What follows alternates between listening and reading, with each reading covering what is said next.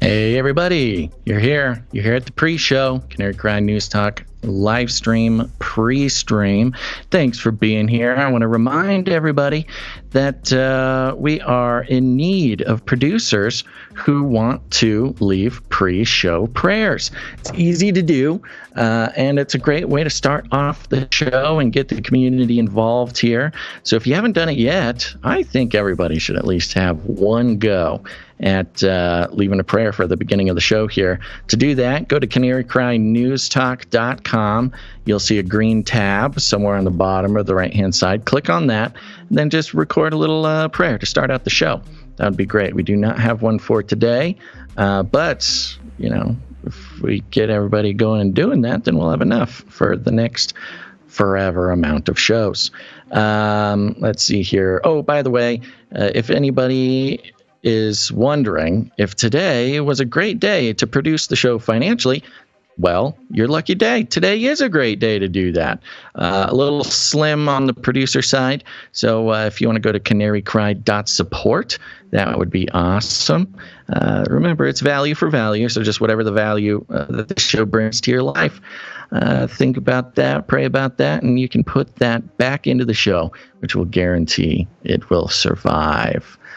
Who do we got in the chat here? Oh, here's a little secret. Don't tell anybody. We are trying out our new Twitch channel. We don't even know if it's showing up in search yet, but I'll keep an eye on the Twitch chat. Who do we got in here? We got Salta Paul, Cody's account, Martin, Nova's here, Gabby's here.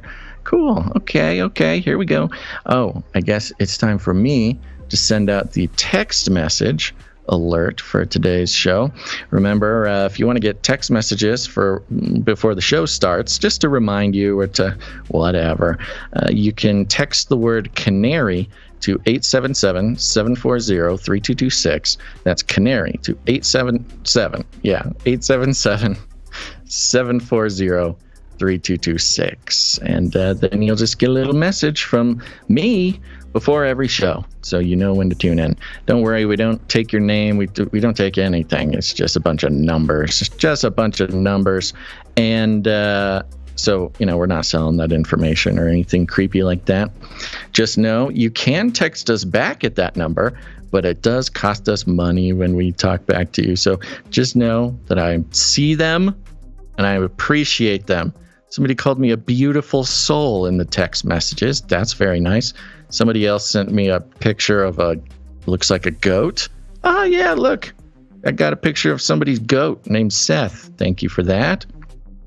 Let's see. What else? Ooh, all sorts of good stuff. This is fun.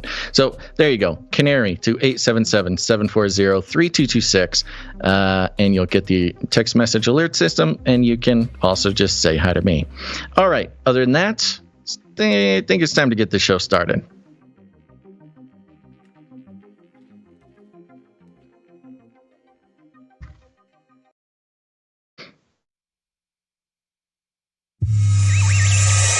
The world is getting crazier.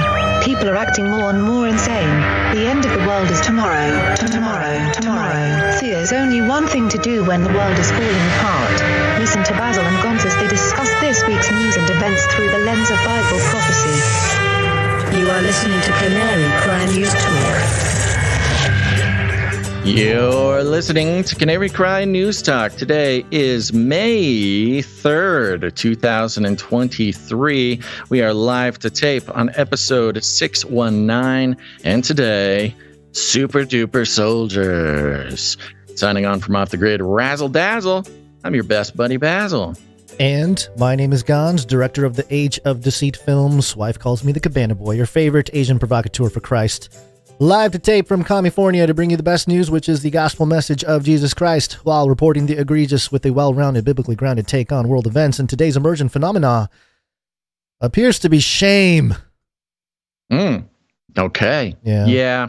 You know, that's life sometimes. It is life sometimes. I'm shameful today that something happened to the jingle board. There's some issues, so if there are any bumps, I apologize ahead of time.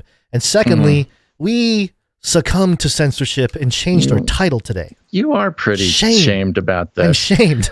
Yeah, well, there you go. Yes, we had to change the title of the show today because we would have gotten kicked off of YouTube, and we only have one strike left until it's gone forever. So we're saving our our third strike to get us kicked off for something a little better than a title problem. So there you go. Today it's Super Duper Soldiers, everybody. We got a great show, and we're going to get right to it after we give this disclaimer. It's time for a disclaimer. Now listen up, YouTube. That's right. And just for all the content moderators and censorship managers out there, be they robots or humans, everything you hear on this show comes directly from the mainstream corporate news media. We do not claim to be experts on healthcare, geopolitics, military strategy, corporate law, or the moral and ethical implications of any of these topics, nor do we implicitly or explicitly support or subscribe to any sources or narratives containing misinformation, disinformation, or malinformation, as defined by the Department of Homeland Security. We're good boys. All right, YouTube, we're good boys. That's right. And let me give you a rundown about what to expect. Oh, look, here's Basil. Let me bring you up to speed. Well, we'll be starting off by searching through the rubble of the city that's formerly was known as the mainstream corporate news media. More news outlets shuttering their doors, as well as trouble in Hollywood as the writers go on strike. What does that mean? How does it connect to all the trends and forces that we've been tracking? Then Flippy is in the house, and he's mad, folks. That's right. The continuing battle between man and machine has taken a toll recently, and we'll be taking a look at the most recent casualties in that battle. Then, speaking of which, we'll be checking in on drones, baby, drones. The very exciting new news coming out of Russia, accusing Ukraine of trying to assassinate President Putin with a drone. Just a quick check-in on some Chinese balloons, and then, yes, we'll be exploring the U.S. Navy and their new spokesperson and what that means in the geopolitical tension of just everything. Anyways, then we're checking in on Pharmakia. The DMT-X Psychonauts soldiers are off and ready to trip out. The IRS is also getting ready to come to terms with becoming an armed police force. And then, of course, an FBI agent taking the fall for January 6th. At the end of the show, we're checking in on Antarctica. There you go. There's a lot of stuff today, but it's going to be good. But Gons, it's time to get started on our lead stories. Shameful. You and I live in an age of deceit. We need a great reset. State-sponsored propaganda machinery. Yeah, a lot of layers to this. That's right. Yeah, so to kick things off here, DailyMail.co.uk, Jimmy Kimmel, Stephen Colbert, and Seth Meyers' late-night comedy shows are shut down as Hollywood writers vote to strike for first time in 15 years. Oh no! Over low pay. Not our late-night comedy shows. Over low pay due to explosion of streaming services. So yeah, I don't know how those are connected. Well, I don't know how the low pay is connected to the streaming services. It's the blockbuster moment for Hollywood late night show writers. Mm-hmm. Is that what's going on? I don't believe this 15-year thing. This happened just like a couple years ago.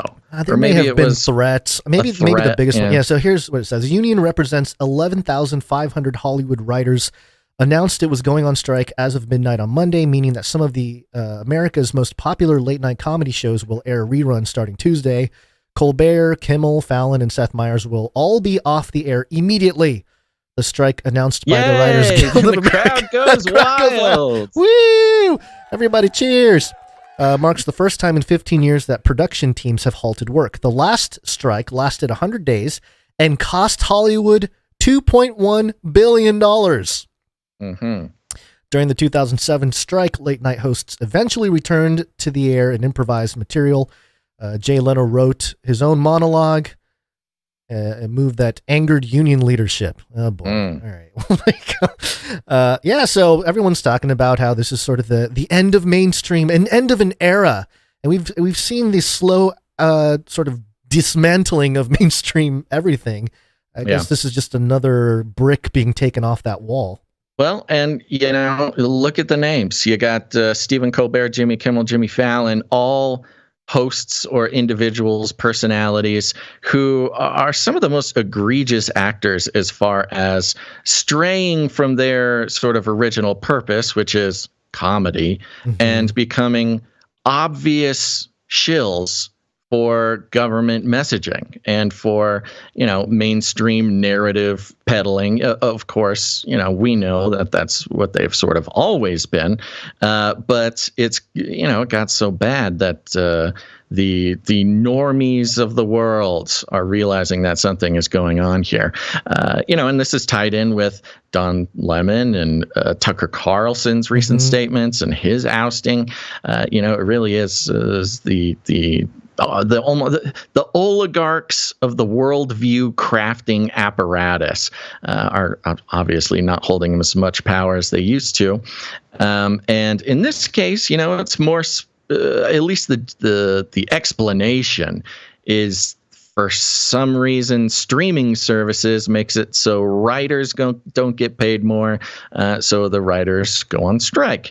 Now, we could go into a breakdown of how much these writers actually make. Inside baseball of Hollywood. And then, but the cost of living in LA is sort of inhuman, so you can make the whole thing there. But the point is, it's all one movement. The fact that the writers are getting paid less is not separate from the fact people are not trusting the mainstream news media. They don't watch CNN anymore. They don't watch cable news in the same way that they're not watching cable late night shows, again, for actually very similar reasons, the sort of partisan mind control that's become so normalized on television.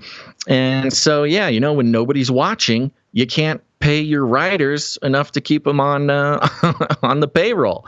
And so it really is a huge paradigm shifting situation. And I think it's interesting. It's not just in the news. It's not just news corporations that are having to shutter their doors, but even entertainment. It's people want to laugh. And when they tune in, and you're busy telling them they're racist and not making funny jokes, they're not going to watch. And then the whole system crumbles. And it's really fun to watch. Well, I think one of the main indicators should have been the emergence of Pete Davidson. I think that marked the end of an era for sure. And surely enough, here, others immediately affected. A real time with Bill Maher. I mean, Bill Maher, big time, and shaping sort of, atheist thought and culture and stuff. Last week tonight with John Oliver, and Saturday Night Live, which Pete Davidson was due to host on Saturday, the final night in the season.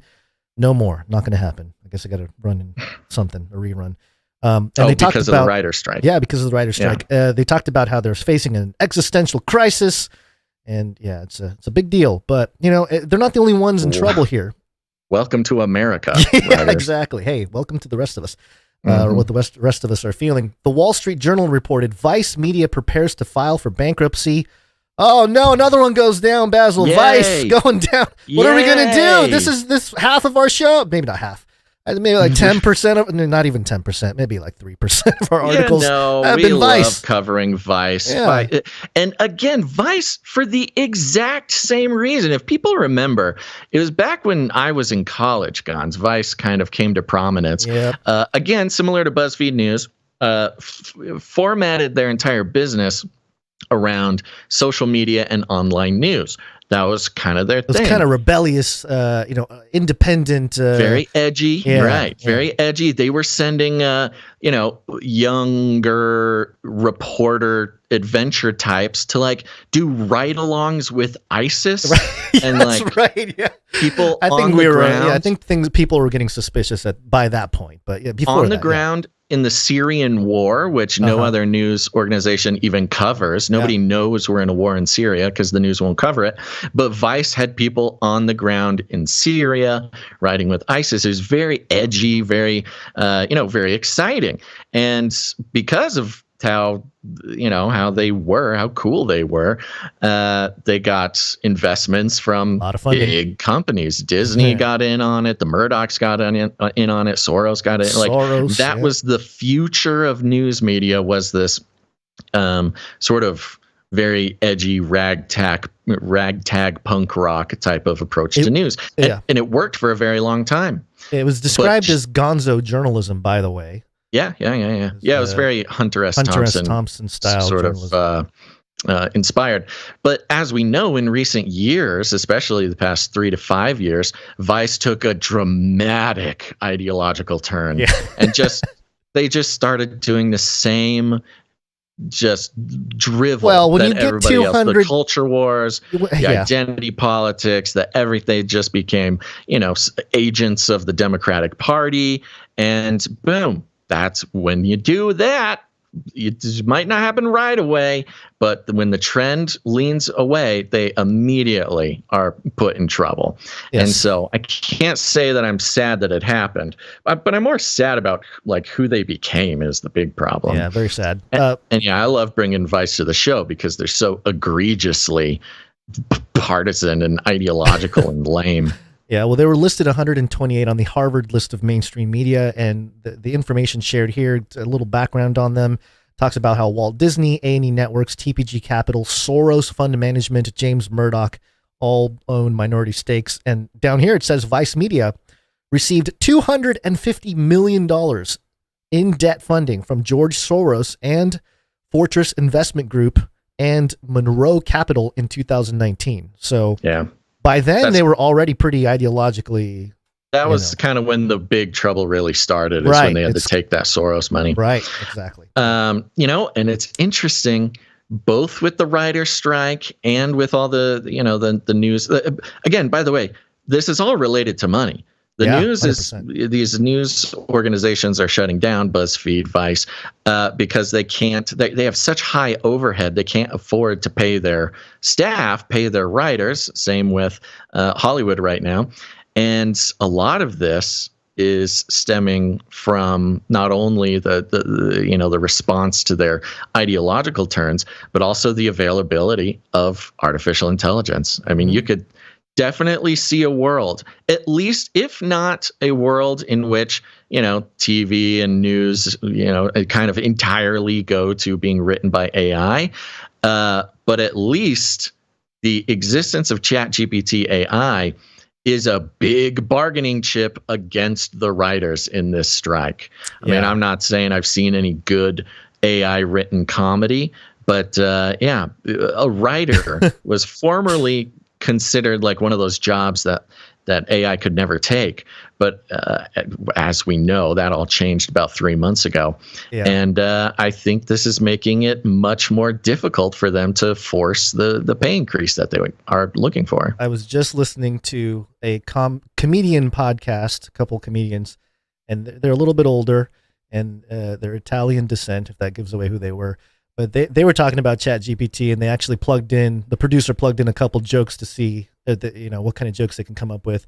But it was hilarious because they didn't even know. They're like, "What? Where do you chat GPT?" Like, what? They didn't right. understand it. It was hilarious. But anyway, the independent media becoming mainstream, and certainly AI being a big part of it.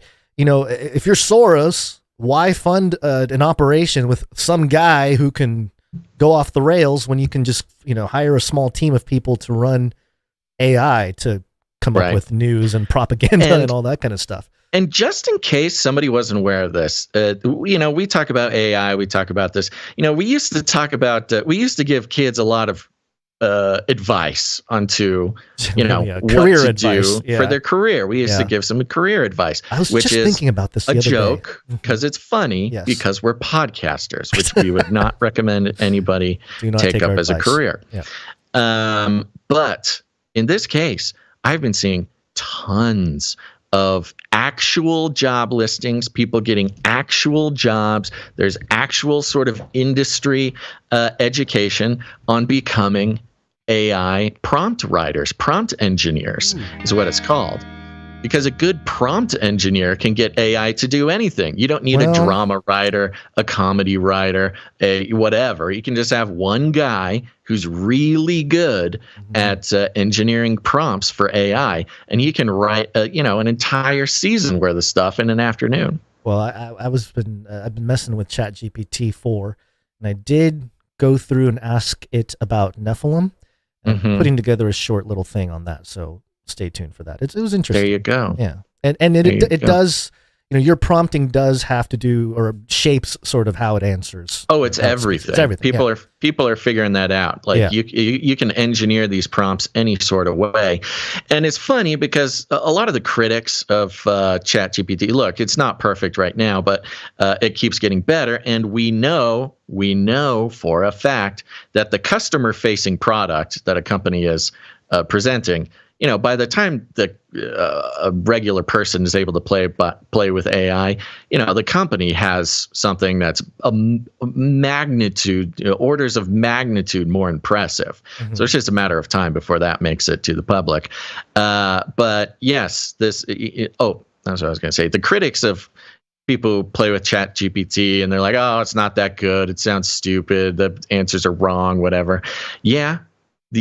I believe that you are having that experience, but that's because you are of whoever, the person doing it. Professional AI prompt engineer. That's where that's kind of the secret sauce. Yeah. So that is totally a good. It's a good option for kids out there wondering what to do with their life. Because if a good AI prompt engineer is basically can take any role, any thought-based job. The big secret with prompts is you tell ChatGPT what to do. Hey, be my fictional writer. Hey, be my marketing. Not what to do, but who they are. Who to be, and then it can that take determines on the role of whatever. Yeah. So one person can be an expert marketer. One person can be an expert.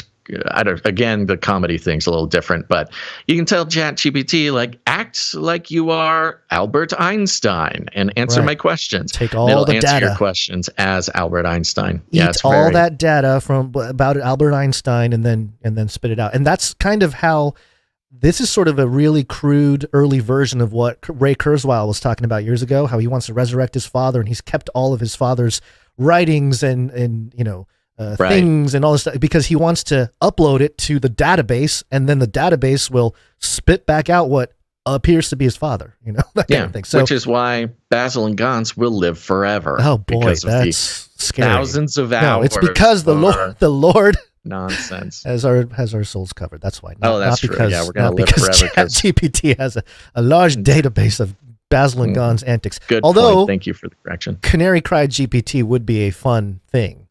But there should be like a cap.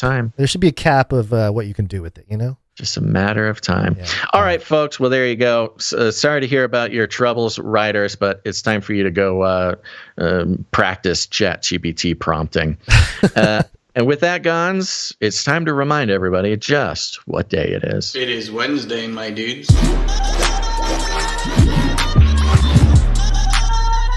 Wednesday.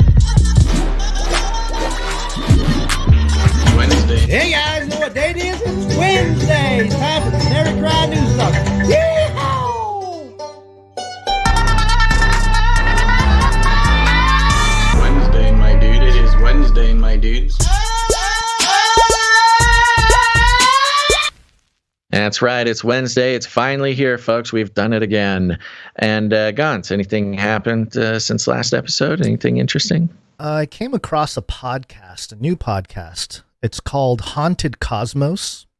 And they only have 5 episodes, actually 4 episodes, and a little introduction.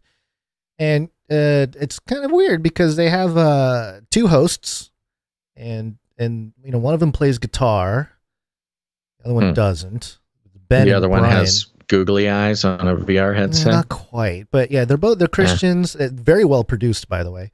They're founders. One of them, Brian, is a founder of St. Brendan's Classical Christian Academy, and also the founder and president of New Christendom Press. So, pretty established guy. But I noticed that their ratings and reviews on Apple Podcast, they have 432 ratings. Right, that's a lot of ratings. That's a lot of ratings for 5 episodes. Yeah, 4 episodes. The first one published on March 9th. And, I'm not going to get competitive here. I'm very happy for them. But also, come on, folks. Where are we at? 700 something? I mean, they basically got over half of what we have after 7 years they got in 3 weeks or whatever. I have a feeling that those fellas are known for something else, that they're pretty popular people before they started a podcast. Yeah, it looks like they founded an academy and things like that. So, yeah, of course. They seem to be well, doing there you go. We got work. to step up our ratings and reviews, folks. Yeah, come on, guys. Speaking of which, I found a show on HBO. Ooh. Have you heard of this show called Years and Years? No. This show is completely out of control. It's on HBO. It's called Years and Years, and it was released in 2019. And it's got a little bit of a Black Mirror vibe. It's one narrative all the way through. Yeah. It's all this is really crazy. So it's a little bit of a Black Mirror vibe. It's sort of an exploration of like how the world is changing so quickly. It came out in 2019, and in episode 1, it's predicting so some things are predicting, some things are. First of all, it seems like they just uploaded all of Canary Cry into an AI and it spat out this show. Every single topic that we have been following for 10 years is represented in this first episode, maybe besides Nephilim. And it's really bizarre. So, it's not just one episode they talk about transhumanism. It's one episode they talk about transhumanism and the Ukraine war and China nuking you. Hey, wait a minute. That is what we talk about. Those are the connections we make on our corkboard. Except for Gons, this came out in 2019, and it predicts the Ukraine war with Russia. And it predicts like a bunch of other stuff. I should have written it down because there's like 3 or 4 things I'm watching it with my buddy, and it's like one thing happens. I'm like, that's interesting. Then the Ukraine war with Russia comes up. I'm like, oh, weird. When did this come out? And then some China Taiwan stuff comes out. I'm like, this is really weird. When did this come out? 2019. They have predicted way too many details of the world that we live in today. Oh, they predicted a pandemic. They have a pandemic section of the show. They have lockdowns, work from home as a social movement. Everything is in this show in episode 1. And then and so it's super spooky already, right? Yeah. It's like, okay, so this is a very well done sort of elite it's a roadmap. It's a predictive programming. Yeah. Yes. The predictive programming is on point. Lizard people mind mapping is what it. Transhumanism. They talk about uploading consciousness. Young people. There's like a young woman or a girl who lives with her parents, and they see her internet search history, and it's a bunch of trans blogs, and they're like, oh my gosh, she's trans. Oh my gosh.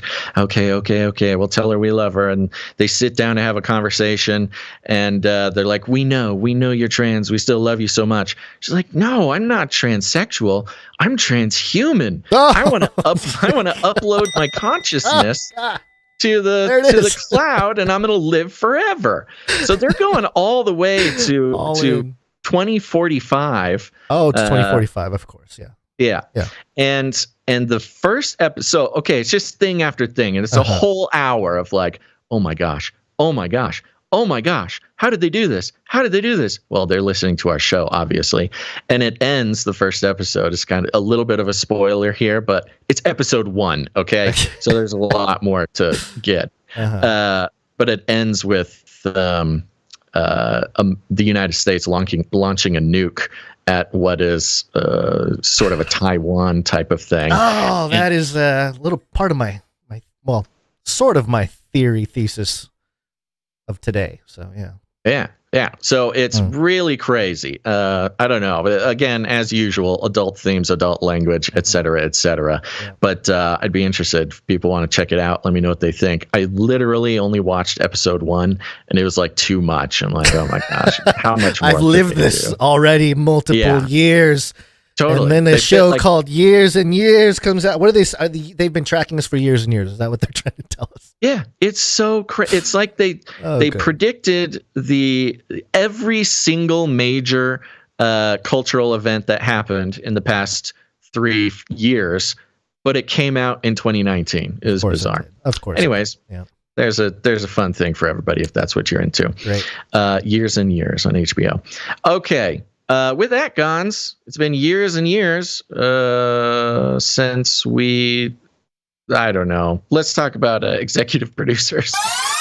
Executive producers. Oh yeah, we're on the value for value model, folks, which means we take no corporate money whatsoever. Why? Because that's what got us all in this problem in the first place. Corporate money is synonymous with corporate incentives, which you can say is synonymous with mind control. That's what advertising is. That's what these corporations are in the business of. They are part of the sort of ideological monolith that moves the earth in the direction of the elite lizard people. So the very act of not taking any corporate money and surviving is a radical statement against what is supposed to be the way you put out independent media today. And it's value for value. So it's really anybody who gets value out of this show, it's a paradigm shift. They keep in mind that the only way the show continues is if they put value back in. And you can do this in all sorts of ways. It's not just money. You can do it with your time, your talent, or your treasure. And the executive producers come in. They produce the show in an extra generous way. And we like to thank them here at the top. So are you ready? Yes. Okay. Let's see here. I'm just doing a quick little double check, counting some beans, and no executive producers for the day. Whoopsies. Okay, there we go. Well, don't fret, everybody. There's still time. If this show brings any value to your life, perhaps even if it's simply by getting HBO television show recommendations, who knows? You can become a producer and maybe even an executive producer by going to canarycryradio.com/support or canarycry.support. canarycryradio.com/support. Yep, that's right, folks. We can only survive with the participation of producers. So if it's been a while since you've done it, maybe consider producing the show. And if you've never executive produced, hey, what a good time that would be, huh? So you can do that at the link we said before. Real quick, I do have some good news, Gons. We do have a new supply drop producer. Supply drop. That's right. The Canary Cry Supply Drop is a wonderful group of monthly producers who are committed to supporting the show for $33.33 per month. That's just $2.77 an episode. What a deal! And those Supply Drop producers are rewarded by a slew of free gifts that we send them 4 times a year, once per quarter, just chock-a-block full of Canary Cry gear, whether it's survival gear, gardening equipment, apparel, just all sorts of cool stuff, drinkware. I don't know. It never ends. We just have so much fun making that stuff. And it's producer-produced, artist-designed. It's all made in America. It's good. It's a good time. Their Supply Drop producers are a good time, boys. We've got one new one here, and this is Supply Drop producer Ari RJ. Ari RJ? Yep. Right. And actually, Ari sent in a great message that I would like to read. Sure. Okay. They said they just got into the Supply Drop. It says, I live in the UK, but I think I've been listening to you guys since I was around 14 years old. Ooh. I'm 24 now, so that's 10 years. Oh my gosh, that is crazy. Yes, I love it. Wow. I was young when I was exposed to the conspiracy theory world, and I think that if it wasn't for your show and other Christian sources of information like it, I may have been swept along with some New Age belief systems that led away from Christ. I hadn't listened to your show in a while, but recently I noticed a lot of craziness that seemed to be infecting people these days, like a mind virus. Things like trans violence increase and such. It reminded me of all the times you had spoken about Russ Dizdar and the Black Awakening. In a way, it reactivated me, and I started watching the show again and felt some kind of contribution to you guys was long overdue. What you guys are doing is extremely valuable, and in the same way Satan has sleeper cells embedded in the world, God has used you guys to create his own sleeper cells. A whole generation of young guys like me around their early 20s have been becoming obsessed with biblical prophecy and the return of Christ. Anyways, thank you for everything, Basil and Gon. So I like that note. Thank you very much. Wow, amazing. 10 years. 10 years and got to the place where it was time to produce the show, man. Yeah, well, it's I guess one demooching will undo an entire decade. I think so. Yeah. It's time to demooch.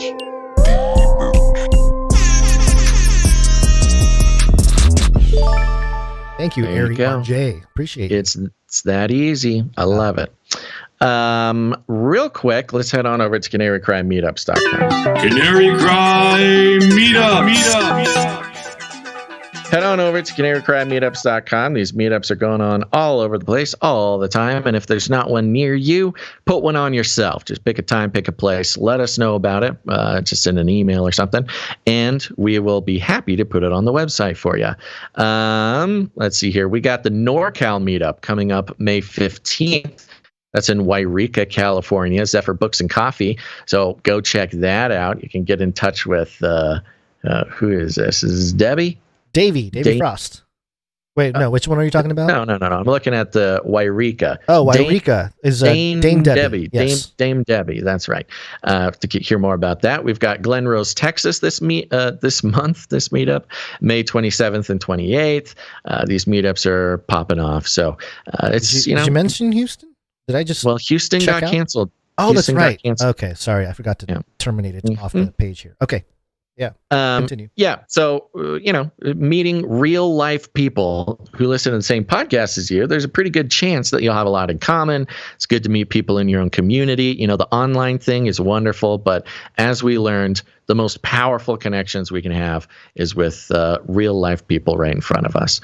So go to these meetups. And if there's not one near you, put one on yourself. We'll see you at the meetup. This is fun. See you at the meetup.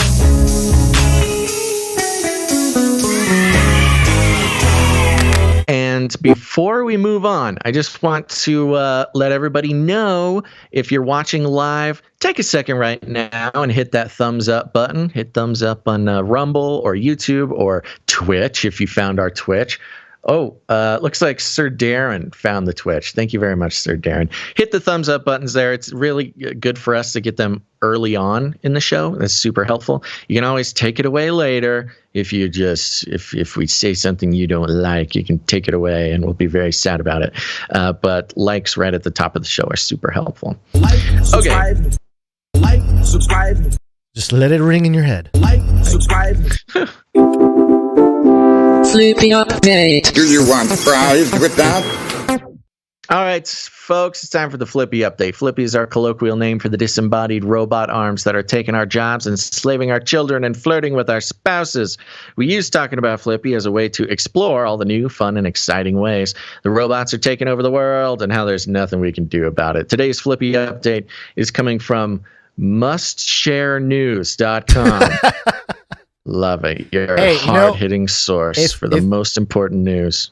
The only time, a lot of the news stories here, we talk about, we take it from mainstream news. If it's getting shared through Google pipelines or Google keyword searches and stuff like that, especially regarding robot arms, I will see it. So yes, it is quasi-mainstream. Yeah. This, like I said, mustsharenews.com. The headline is Pungal robot barista pours coffee on the ground during malfunction. They changed the headline. Well, mine reads as such. Yeah. Pungal robot barista malfunctions, seemingly rebels against humanity and pours coffee on the ground. That's right. Yes. Seemingly rebels against humanity. The battle between man and machine is on. We had the lady last episode who attacked the hospital robot with a 2x4, and the robots are taking revenge as we speak. Yep. It goes like this. Every day, we seem to be moving closer to the complete integration of artificial intelligence and robots in our daily lives. Yeah, no kidding. However, we are also concurrently learning about the limitations of these mechanical helpers. A recent case of a robot barista malfunctioning at a hawker center in Pungal highlights this fact. Will you just Google where Pungal is? Not only did it not place the coffee kettle properly, it even poured a customer's drink directly on the ground. A video of the incident was uploaded on the Hawkers United Davao 2020 Facebook page and on YouTube by KS Toe on Friday. It's Filipino. Excuse me? Philippines. Pungal, Philippines. Oh, yeah. Okay. Yeah. So there you go. Filipino robots. They're rising up. Users who saw the video commented on this blunder and even joked that it was throwing a tantrum. Sorry. Yes. I'm just getting confused. Okay, continue. Sorry. We got to watch our overtalk a little bit. It's been a little overtalky the past couple episodes. That's for me too. The video shows the robot barista at the One Pungal Hawker Center in the process of making a customer's coffee. Everything seemed to be working normally until it tried to put down a coffee kettle it was using. In a moment of miscalculation, the robot barista placed the kettle wrongly, causing it to tilt to one side. Of course, being a robot, the mechanical arm does not notice the mistake. This is a little racist against the robots. Notice that he made a mistake. Instead of pouring the customer's coffee into the kettle, it poured the liquid straight onto the ground. Ooh, the shots fired, Gons. Yet that's one thing these robots will learn about us humans. You don't mess with our coffee. Throughout the video, one person filming it could be heard commenting on the incident and expressing his shock. When he realized the robot barista was about to waste a pot of perfectly good coffee, he exclaimed in Cantonese, saying, "This can't be right." Then commented that the Hawker Center will likely have to issue a refund for the blunder. As the video nears the end, another man reached into the booth to readjust the tilted coffee kettle. However, there was no salvaging the spilled coffee. It's very sad, very sad. Even a human tried to help the robot out, but the robot was just not having it. In the captions, KS Toe explained that this is an example of why robot baristas cannot take the place of human baristas. I like how there's the grandiose sociological takeaways from this one incident. Yes, Seem this to is why you're philosophizing. seeing it right here, because this one robot messed up. That means all robots will never be as good as humans. First of all, is that a party hat on the robot arm? You see what I'm seeing here? No, it's like a little red horn. Looks like a party hat. Okay, yeah, I see a little red something. I can't really tell. It's kind of blurry. Okay, I wouldn't trust a robot arm with a party hat. Number one. Yeah, well, you shouldn't trust any robot arms. Sure, they're going to pour your coffee on the ground. It looks like a Christmas party hat, like a red Santa hat with like a white thing on the bottom. It has to be decorative. There's no functional thing with this, looks like. Anyway. That being said, he also noted that there have been many who criticized the robot for this small mistake. See, we've got people coming to the defense of the robot. He clarified that while this incident has to be looked into, he still supports the use of robots. And there's the key, Gons. We've been seeing the same narrative crafting that we've seen the U.S. media use to divide people on racial grounds, on political grounds, pretty much on every ground except for classism, class grounds, which is the real problem. They have been creating this storyline of violent division between robots and humans. And what do we know? What pattern have we seen?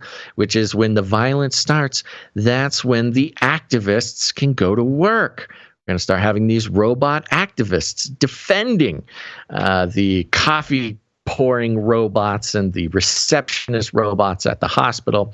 But at the end of this, I did love the fact that this person still supports the use of robots. The brainwashing has been complete. Sure. It's excuse me. The building of the court of public opinion regarding this has been very interesting to see. But really, isn't this?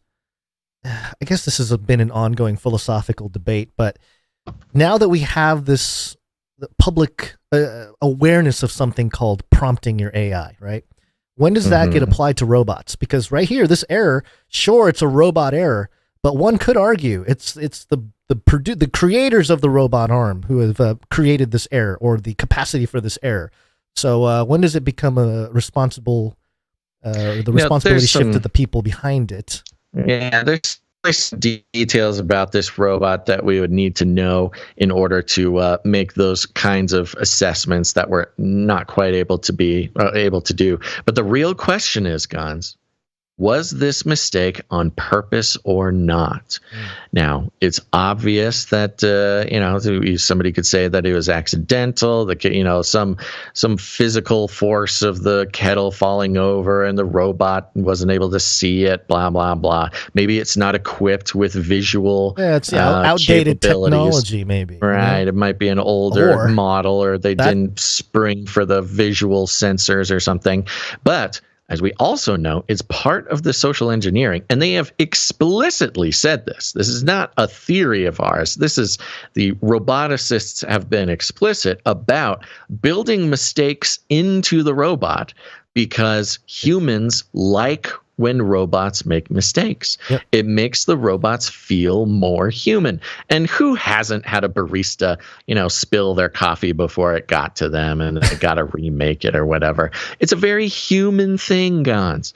So all of these factors are working in tandem to further the robot agenda. It is also a good reason to upgrade the machine. This video goes viral. I mean, can you imagine the manager? Like, well, I can't believe we went viral. This is great. But it's on a negative thing. How do we make it positive? The next story is going to be how, they got the latest, greatest, Flippy. It censors things when things are off balance. It never spills, that kind of stuff. There's room for improvement, humans. That's right. And there's always room for improvement, and that's why we love these little little robo boys. Here's a fun fact, Gons. In the battle of thumbs up, YouTube is killing it right now. Oh, wow. They have thumbs up so much. It's probably about maybe 70% of the current viewers have thumbs up.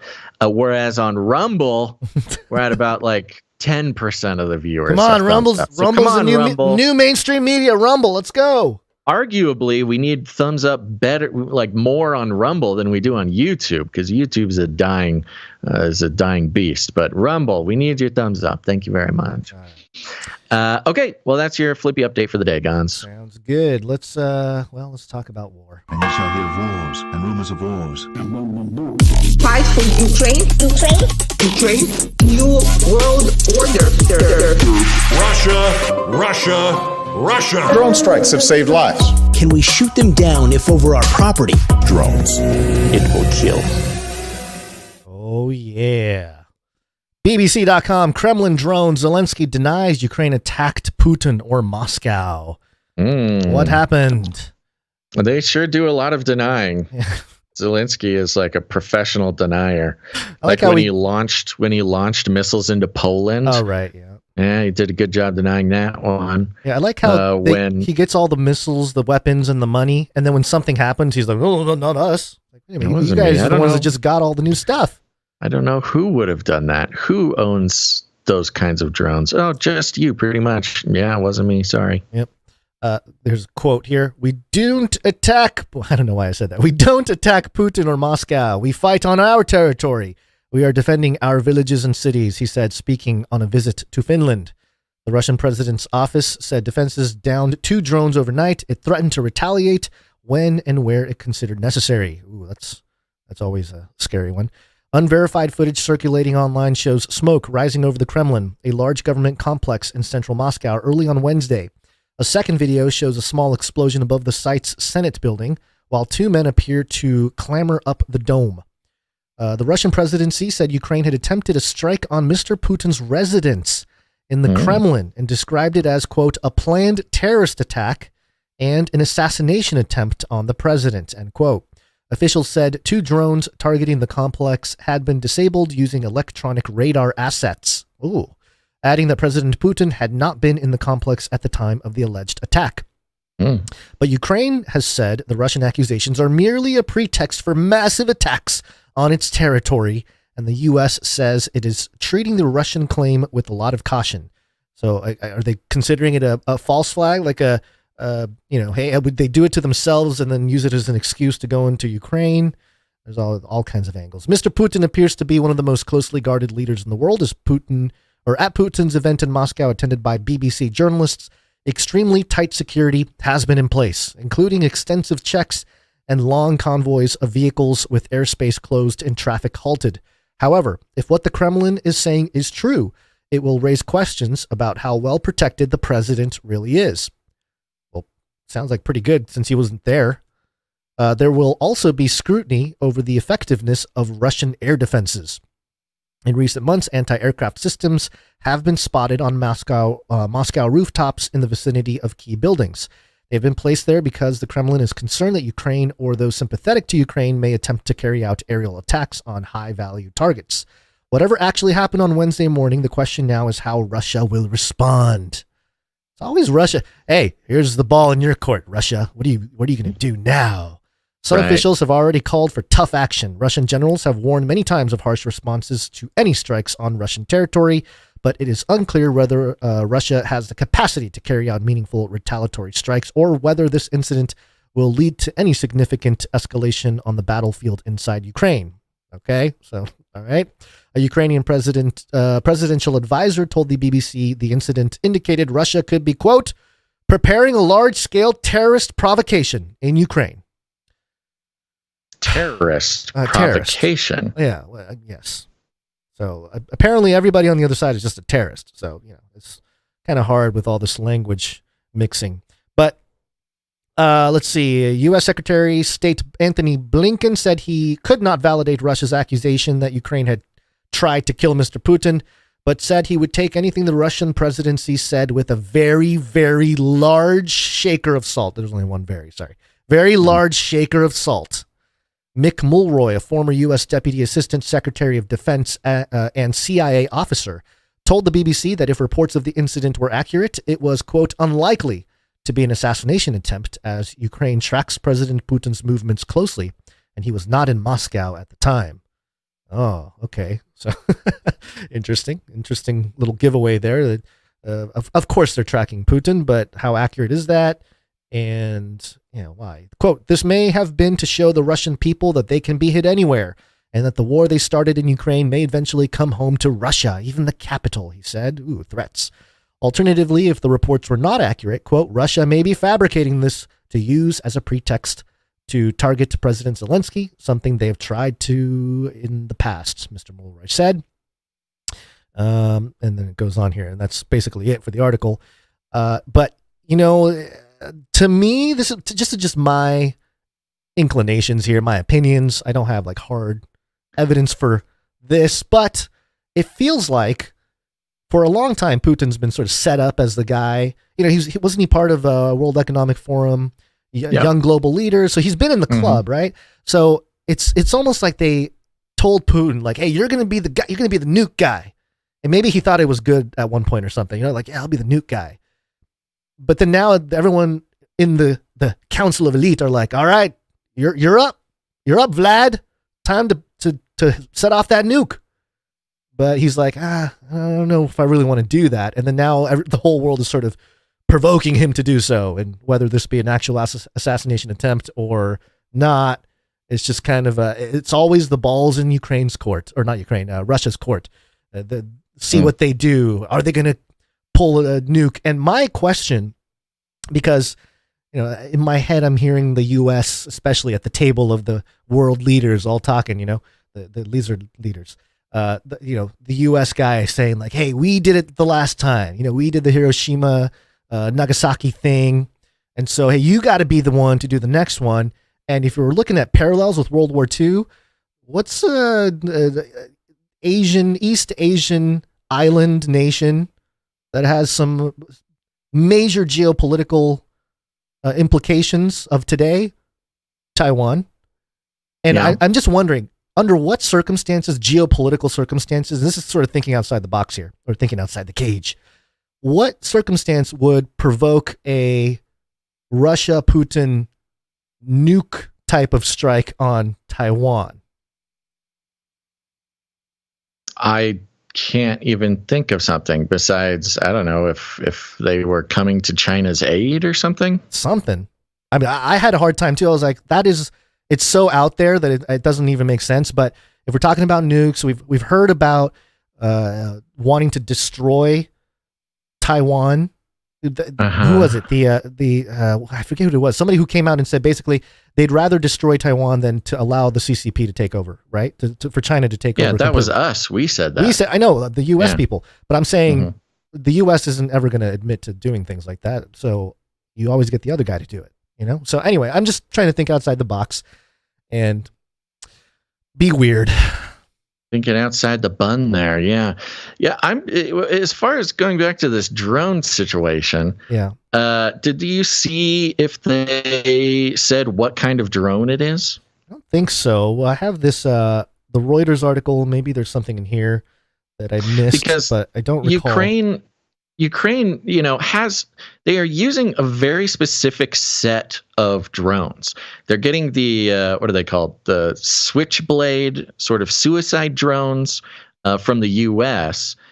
And then they're getting the Turkish drones or something? I think they're Turkish, if I remember correctly. And then Russia is using Iranian drones. So there's really only a few different kinds of drones being used. Yeah. And one of the quotes, this is from the Reuters article, quote, 2 unmanned aerial vehicles were aimed at the Kremlin as a result of timely actions taken by the military special services, blah, blah, blah. They shot it down.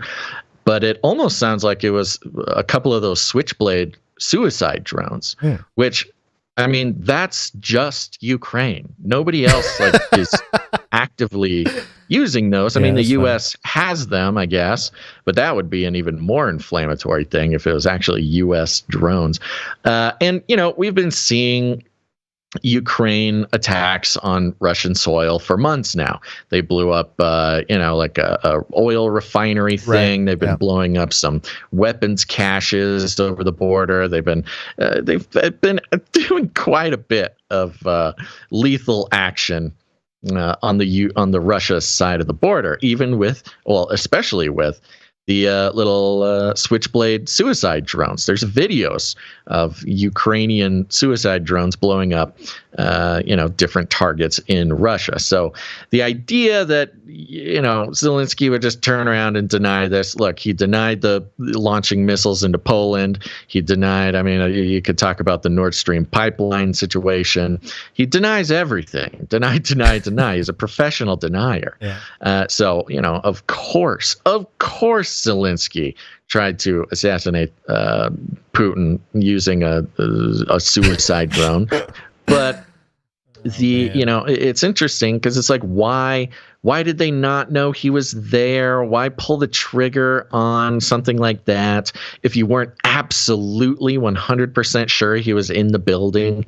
Like it almost has an element of just storytelling rather than an actual failed assassination, Yeah, well, you'd have to be pretty unhinged over there to even consider doing something like that, unless maybe because if the U.S. guy is saying like, yeah, we tracked this guy, there's no reason to, it almost sounded like there was no reason for obviously U.S., but for anybody to do anything like that at this point. But Ukraine also used a drone to kill that journalist or propaganda artist, depending on which news outlet you're listening to. So they've done this a few times now. Plus, how often is Putin? How many assassination attempts are there on Putin? I don't know, weekly. Oh, I'm sure. Monthly. I'm sure it's countless. Yeah. So it's even just from within his own country. So it's not like this is big moves going on over there. Yeah. Well, speaking of big moves, suicide drones are not the only thing flying around, Gons. We've got some humongous news over in the Pacific Ocean. You said that this is violating our airspace, so why not take it down? Yeah, so, clearly as we assess options and considering the size of the payload on this, looking at the potential for debris and the impact on civilians on the ground or property damage. Please describe America to me in one single word. America is a nation that can be defined in a single word. I was the foothills of the... I'm realizing the word balloon never appears once in that jingle. That's right, folks. The balloons are back. We told you they'd be back. The balloons will never go away. It's a beautiful little trigger you can pull now with the programming in the American mind. A couple of different sources here, starting with NBCnews.com. Headline, U.S. military is tracking another mysterious balloon. The military has determined that it poses no threat to aerial traffic or national security. So why are you reporting it? It's not clear what it is or whom it belongs to, Gons. Are we doing this game again? Mysterious balloon alert. I like the Washington Times had another headline that says, U.S. tracking balloon over Pacific, not China's, not a threat. Okay, not everybody? A story worth publishing, but okay. Yes, no reason to report on this except why are they bringing this up? Yeah.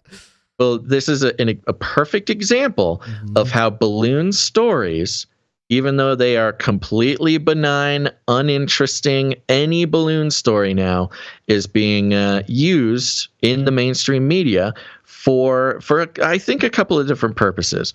One of them is tracking. Triggering. Now, tracking and triggering are kind of the two reasons. The first balloon back in February took over the news cycle. There was nothing anybody could talk about except for this balloon. And it was so egregious that, we said back then, like, okay, they're programming. They're doing some sort of programming project in February with the Chinese balloon. This will continue to pop up. This will pop up every once in a while. And it's either for tracking or triggering. Tracking public sentiment or triggering public sentiment. And only the details of the story will sort of give you a clue. So back to the NBC here. It says the U.S. military is tracking a mysterious balloon that flew over American soil, but it's not clear what it is or whom it belongs to. Okay, well, you said it was a balloon, but okay. According to 3 U.S. officials. It's a mysterious balloon, Basil. It's don't know what it is, but it's a mysterious balloon. The object flew across portions of Hawaii, but did not go over any sensitive areas, the official said. The U.S. military has been tracking it since late last week and has determined that it poses no threat to aerial traffic or national security and is not communicating signals, one official said. I like the range. I like the range from aerial traffic to national security. Yeah, so no story whatsoever. It says, it's not clear if it's a weather balloon or something else, the official said, adding that the U.S. could still shoot it down if it nears land. Yes, of course. Don't worry, we can still shoot it down. Don't freak out. The object, which does not appear to have maneuverability, is moving slowly toward Mexico, the official said. U.S. It's filled with fentanyl. It's a fentanyl balloon. U.S. officials do not... balloon. Yeah, U.S. officials do not believe the balloon belongs to the Chinese, but they are still working to identify the owner. It's Newsom floating the money he owes to the Mexican cartel of all the new fentanyl he just bought. But he can't do it directly, so he's got to float it over with the balloon. He's sending it from China, though. From China. In a statement Monday afternoon, a Pentagon spokesperson said the balloon was floating at 36,000 feet with, quote, no indication that it was maneuvering or being controlled by a foreign or adversarial actor. Okay. The balloon did not transit directly over defense critical infrastructure or other U.S. government-sensitive sites, nor did it pose a military or physical threat to people on the ground. Now, if you remember about the Chinese balloon, it was never about the balloon being a bomb or a weapon. I mean, certainly some people sort of had fun with it, thought maybe it was holding COVID particles or explosives or something.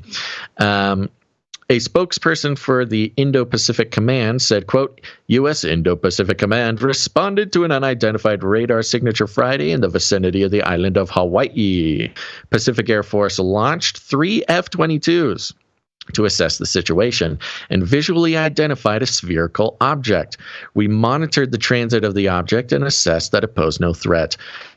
Then it ends with, a Chinese spy balloon flew across parts of the U.S. in early February before being shot down off the Carolina coast. If you remember about the Chinese balloon, they never admitted that it was a spy balloon. They said, oh, we don't know what it is. It's a weather balloon. It's a this balloon. But NBC is reporting it pretty straightforward. It was a Chinese spy balloon.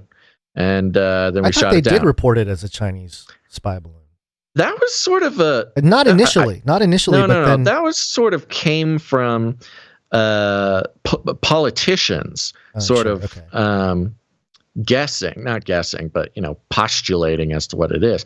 Everybody sort of assumed it was a spy balloon, but they shot it down and they were going to pick up the pieces and then they were going to tell us what it was after they got the pieces that they blew up. But then they said, oh, the water's too deep. Oh, we can't find the pieces, blah, blah, blah. Mm-hmm. So this is just, I don't know, interesting detail. The device was able to gather intelligence from several sensitive American military sites. Do you remember? Have we heard this detail about the Chinese spy balloon? That it gathered intelligence from several sensitive American military sites, despite the Biden administration's effort to block it from doing so, officials have said. I don't remember much about it, but sure, yeah. I remember the talk about flying over Montana specifically being an issue because they had a lot of... And there could be stuff. They said that it could have flown over, and taken pictures of stuff. And then there was the satellite conversation. So this was April 2nd. There's an NBC report here. Chinese spy balloon gathered intelligence from sensitive U.S. military sites, despite U.S. efforts to block it. So, man, we must have missed that one. They are 100% on board that it was a spy balloon and that they did gather some intelligence. Yeah. So I would say most likely this balloon is just a test, a little tester, see if the Americans are still keeping an eye out for balloons. But as far as the U.S. is concerned, I think this is a little probe a little probe into, if people are still got balloons on the mind, see if anybody latches on to this one, see what the interest is, because it's a wonderful little trigger that anytime you want to raise some anti-Chinese sentiment or increase public support for actions against China, tell them about TikTok and tell them about their sneaky little balloons.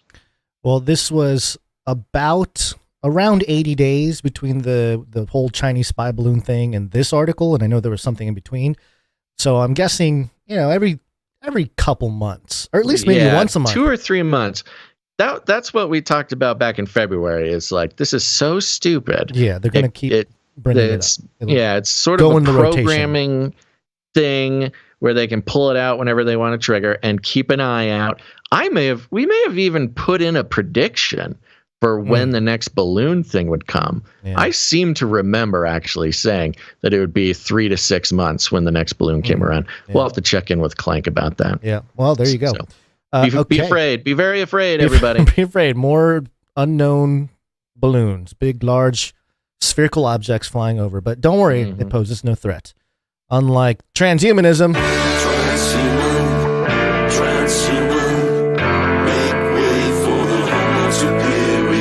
My generation is, hopefully with the advances in science, the first generation to live forever, or the last generation that's going to die. What does this have to do with transgenderism? I think everything. New York Post, U.S. Navy hires active duty drag queen to be face of recruitment drive. Okay, so it continues. The active duty drag queen statement makes it sound like he's doing drag while standing at his post. You know what I mean? I'm sorry. I almost said the title of this episode in a very derogatory manner. Okay. Don't do it. I know we're going to get canceled.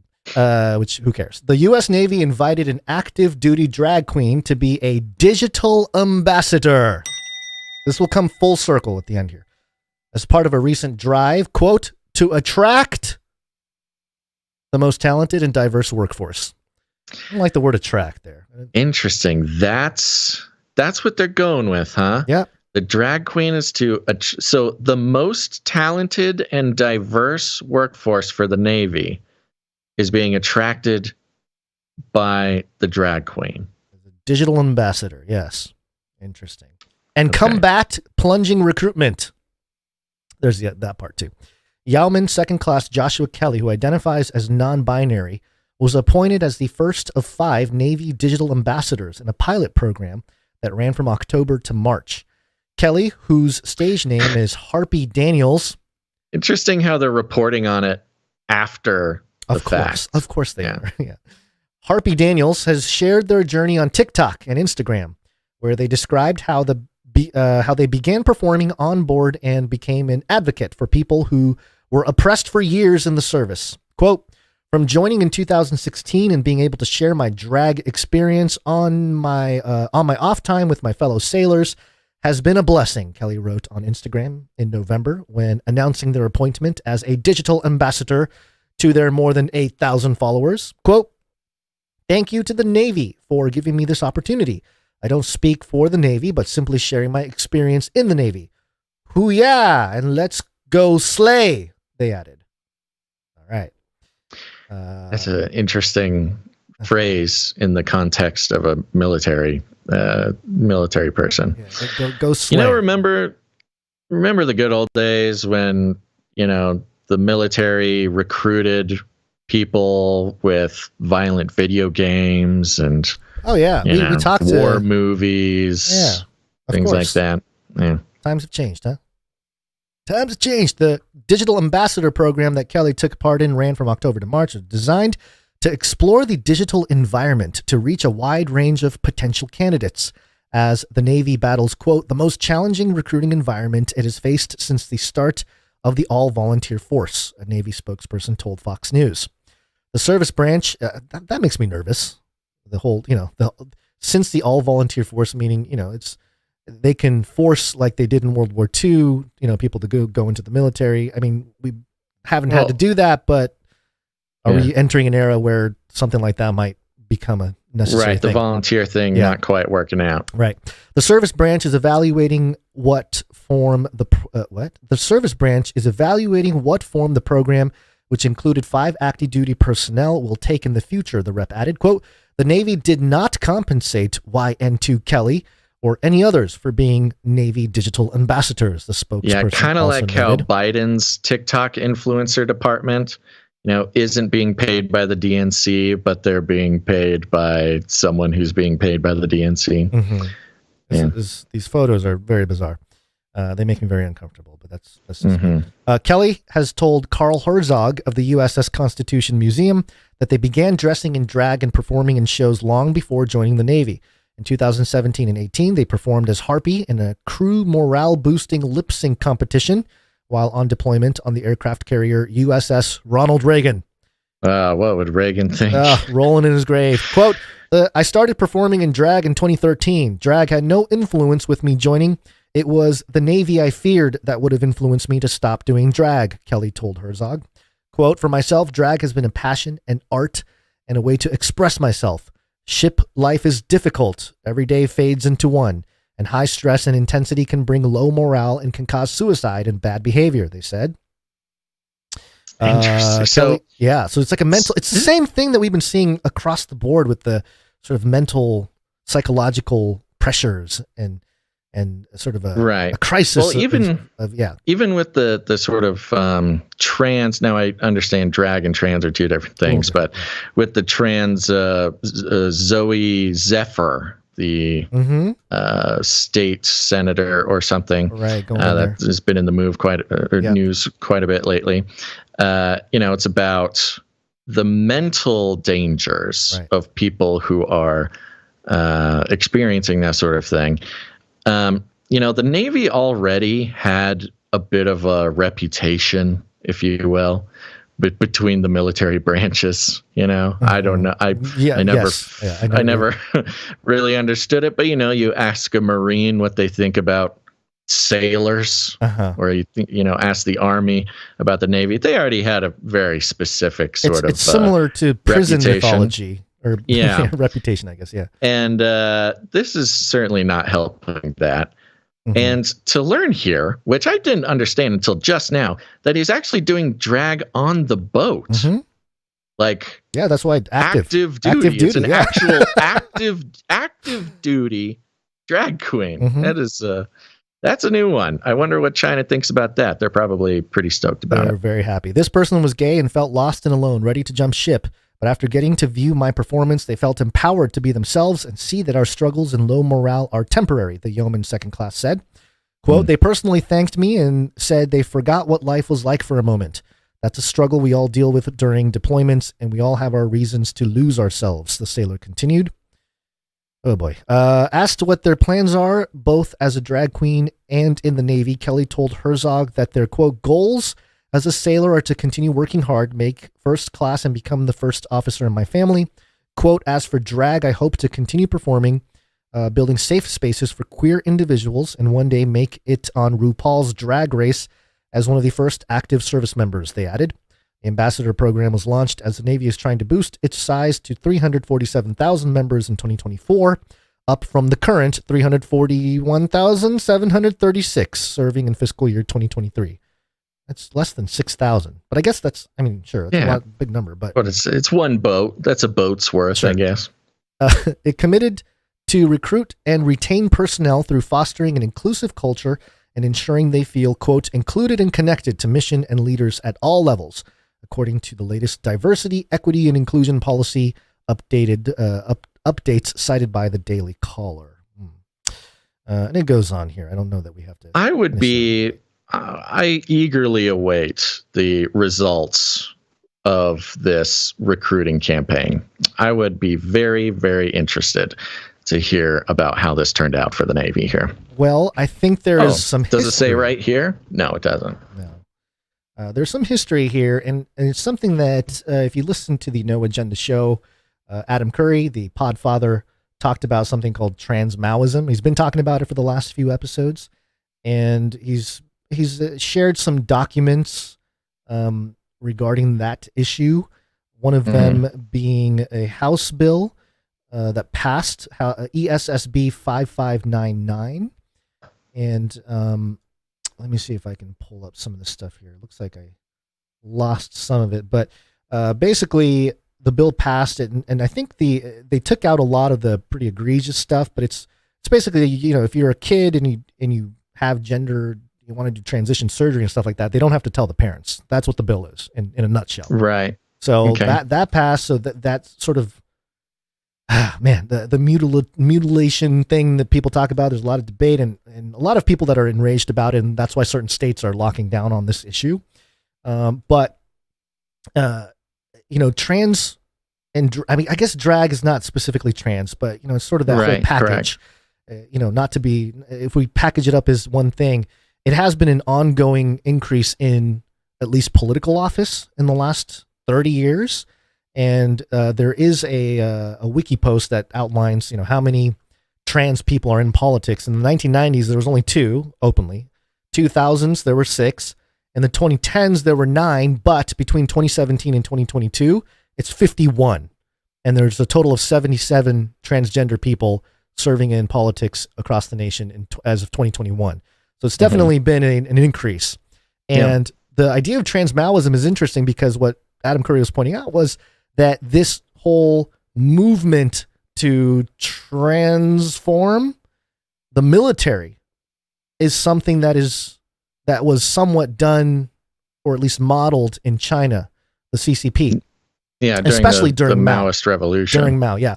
And there's a Sage Pub article here, a Sage Journals article, The Annihilation of Femininity in Mao's China, Gender Inequality of Sent Down Youth During the Cultural Revolution. I think I've quoted this before, but the takeaway here, gender as a category was credited with solely political and pragmatic meaning and was utilized as a means for the communist government to achieve its own political and cultural utopia. Interesting language for a journal there to talk about this issue. Yeah. Of course, I've pointed this out as well. The UCLA Williams Institute, the School of Law, had a report in May of 2014, transgender military service in the United States. And it was reported in this study that I think it was up to 30% of people who've served in the military identified as another gender or the opposite gender, which is a lot. So 30%, that can't be true. 29.6% of respondents. 30% of trans people served. Yes. Right. Yeah. We covered this. We covered this. So and I believe they adjusted some of it. It went down to 21.4%, which is okay. So quite a bit. There's a connection, a historical connection with the trans community anyway, and the military, which is interesting. And that takes me to an article from the diplomat.com. It's a 2017 article titled China's Complicated Approach to Transgender Rights. And I think this is sort of the knockout punch, if you will, that this whole agenda is something that the Chinese government has brought to the U.S. and has infiltrated all the way to the top. And of course, there's a progressivism, and you can even call the Satanism side of things. Of course, there's all that. But you read something like this from the Diplomat, and it makes you wonder. It says here, culturally, trans women have captured the nation's attention. That's China. China's most watched variety show is hosted by Xin Jing, a trans woman. Her eponymously named show regularly draws an estimated 100 million viewers each week. That's a lot. That's a lot. The Chinese market is insane. Crazy. Perhaps more significant is that she is the first trans person to have their gender identity recognized by the government. A former army colonel and a famed dancer, similar to our fella over here, or a lady, I guess, for the Navy, and has openly shared her struggles bringing greater public awareness to trans issues. And they actually say here, I think it was, yes, perhaps more significant is that she's the first trans person to have their gender. Oh, I just read that. She underwent gender reassignment surgery in 1995. So the most watched variety show host in China is a trans woman who was a dancer, who was an army colonel, who underwent gender reassignment surgery in 95. And now we have in the U.S. the same sort of, the timing the timing works out. It's just very interesting. And I think all of this is really to find the population of people who are susceptible. Their worldview is susceptible, it's malleable to a transhuman sort of enhancement agenda, perhaps. It's very similar to kind of like the X-Men narrative, where they're mutants and they're sort of cast from society, but they're given certain powers, as a way to not given just a second chance to sort of prove themselves, and for a greater cause, maybe to defend the country, things like that. So it's a very interesting. That's the part that really gets me about this. They're specifically using drag to lure people to join the military. Yeah. And traditionally, anybody who has any skeptical bone in their body about the military-industrial complex, will recall that the sort of the sick part about military recruitment is that it feeds on desperate and impressionable individuals. Right.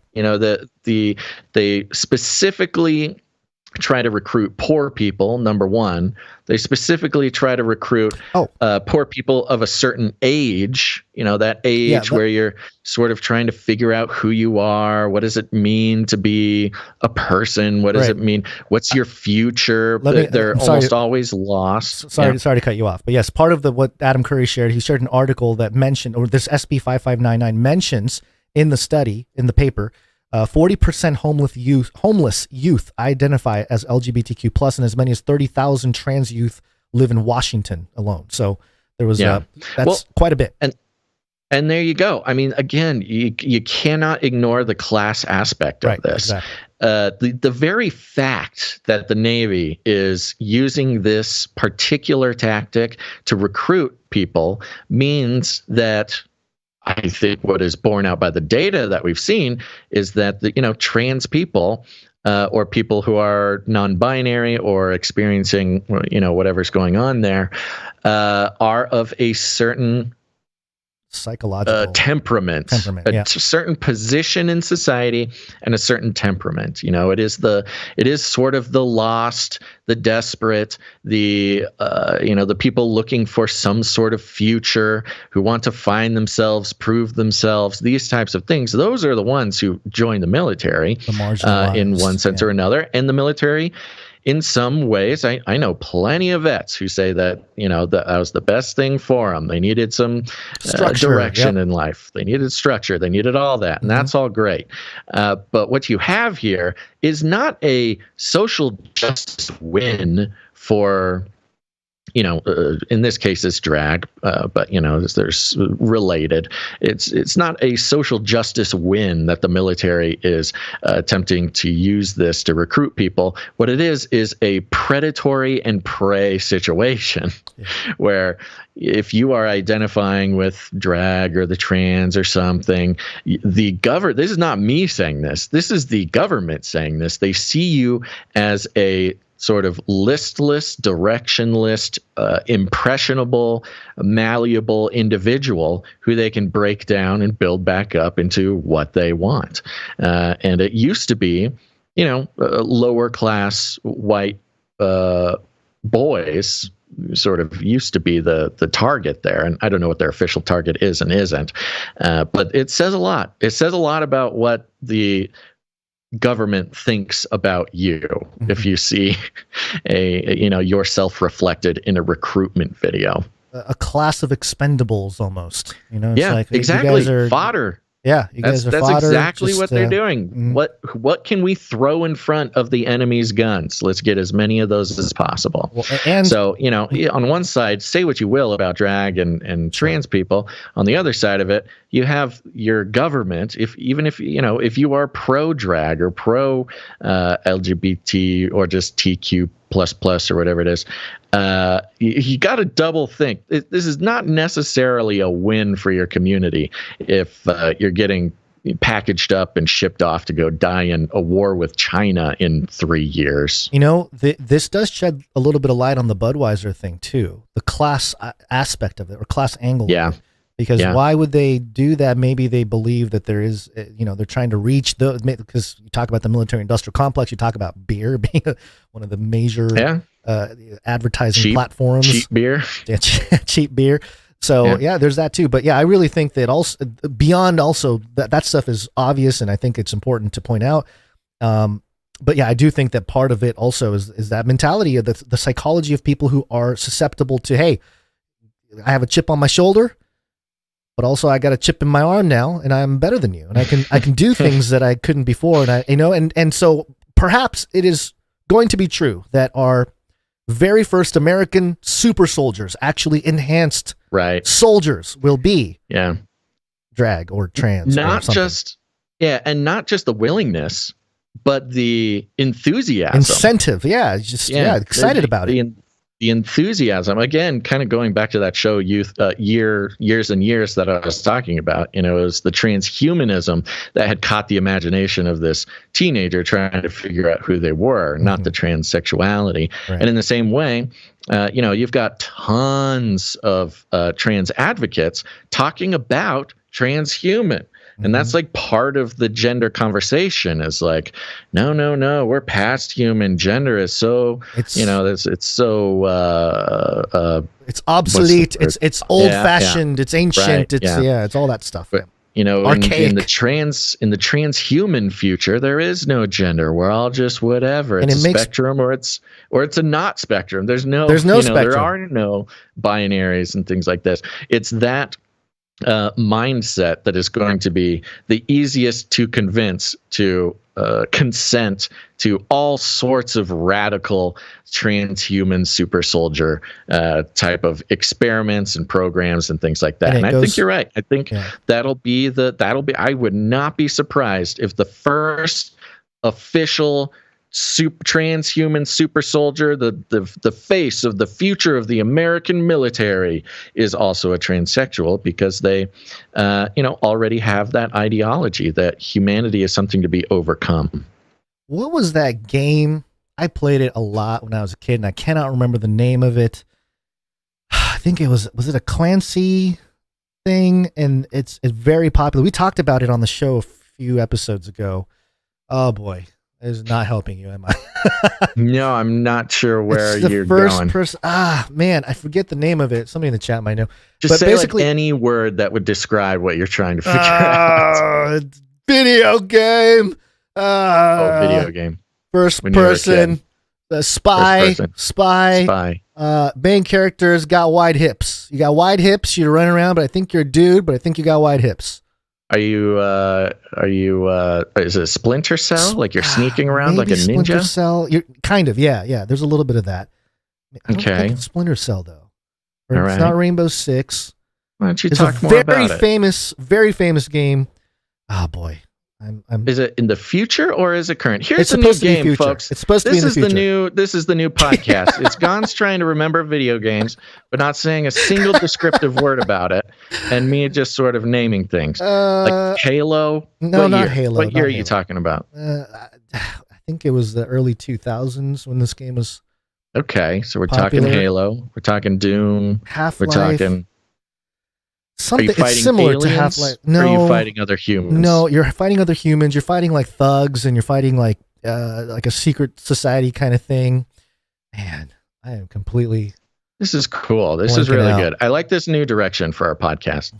This is, it's about time we sort of freshen things up around here. I can't remember the name of this game. It's really frustrating. What game is Gon's thinking about is a really fresh and new direction for us. It's a throwback and it's fresh at the same time.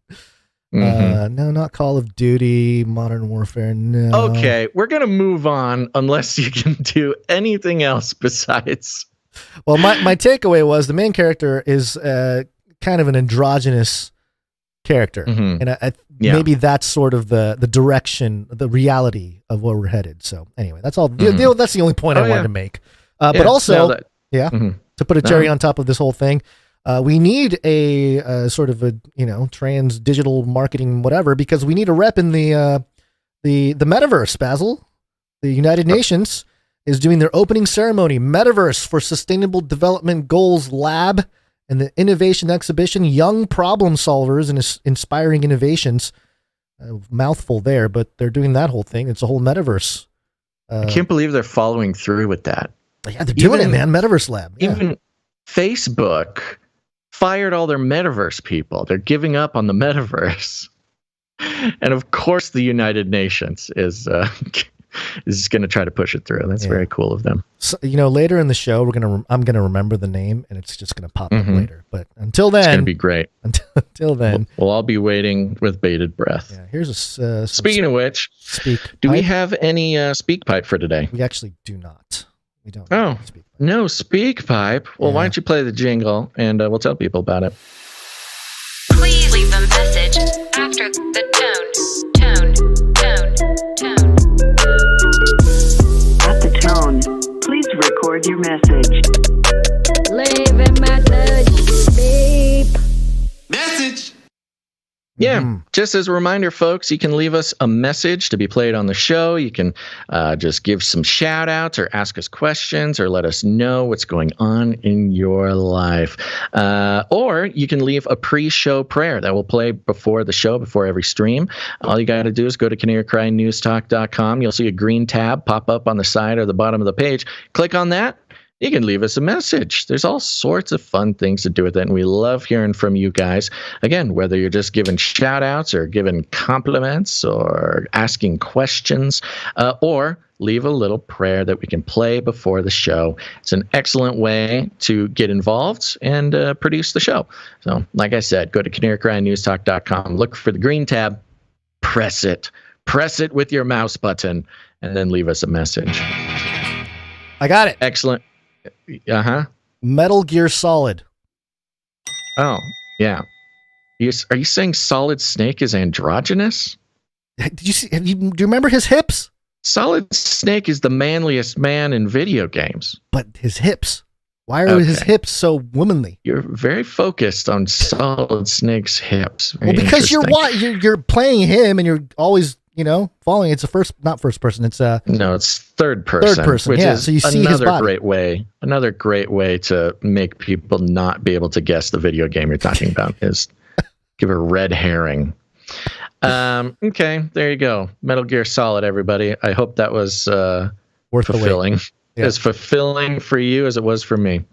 All right. Let's thank some producers. Speaking of which, Gons, you want to do that? Because everybody knows, everybody's very excited about it. And if you're not, well, get with the program, folks, because we're on the value for value model, which means we take no corporate money whatsoever. No advertising dollars, no affiliate codes, no platform partnerships, no nothing. There's not a single penny of corporate incentive or corporate interests involved in keeping this show alive. And that is not something that almost any independent media can brag about. I mean, look, we got independent media coming out of our ears, but they're taking ad dollars, they're taking YouTube revenue, they're taking sponsorships, they're playing ads, and they're asking for donations. And yes, those shows do pretty good, because if you do all those things, you can make a lot of money, and that's the goal, allegedly, is to make a bunch of money.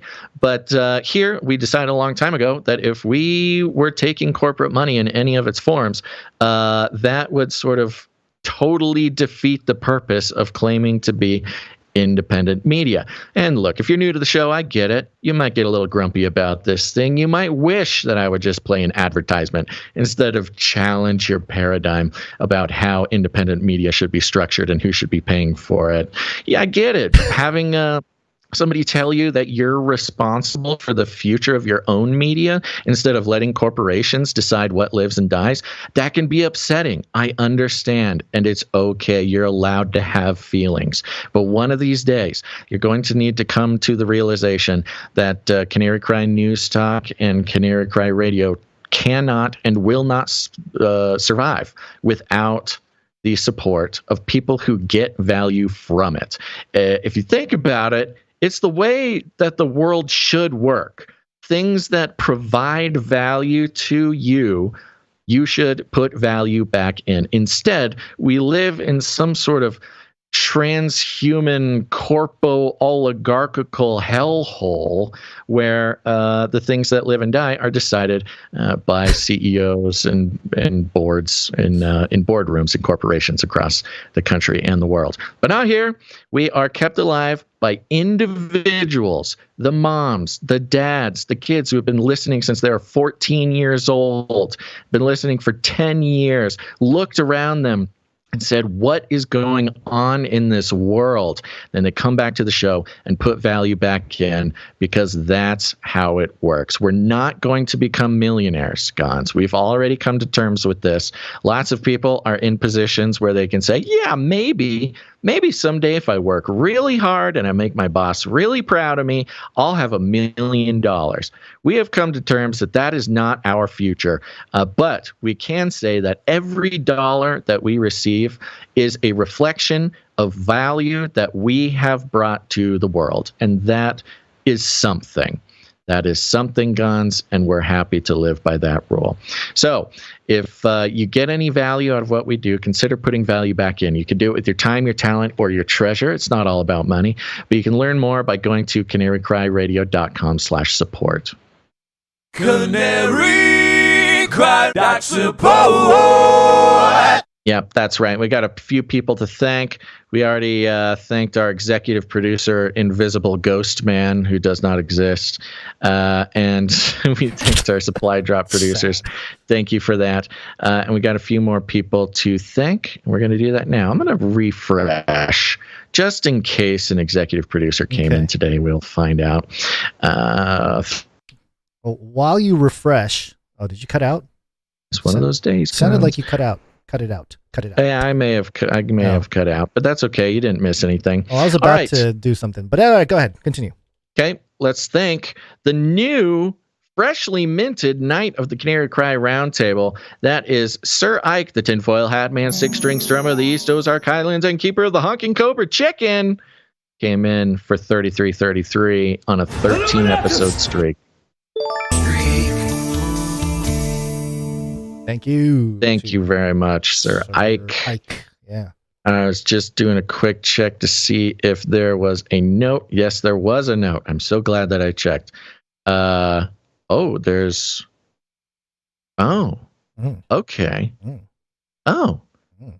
Sir Isaac sent a very informative message. I don't know if it's for the show or not, but he broke down for us the transaction fees between Linktree and PayPal.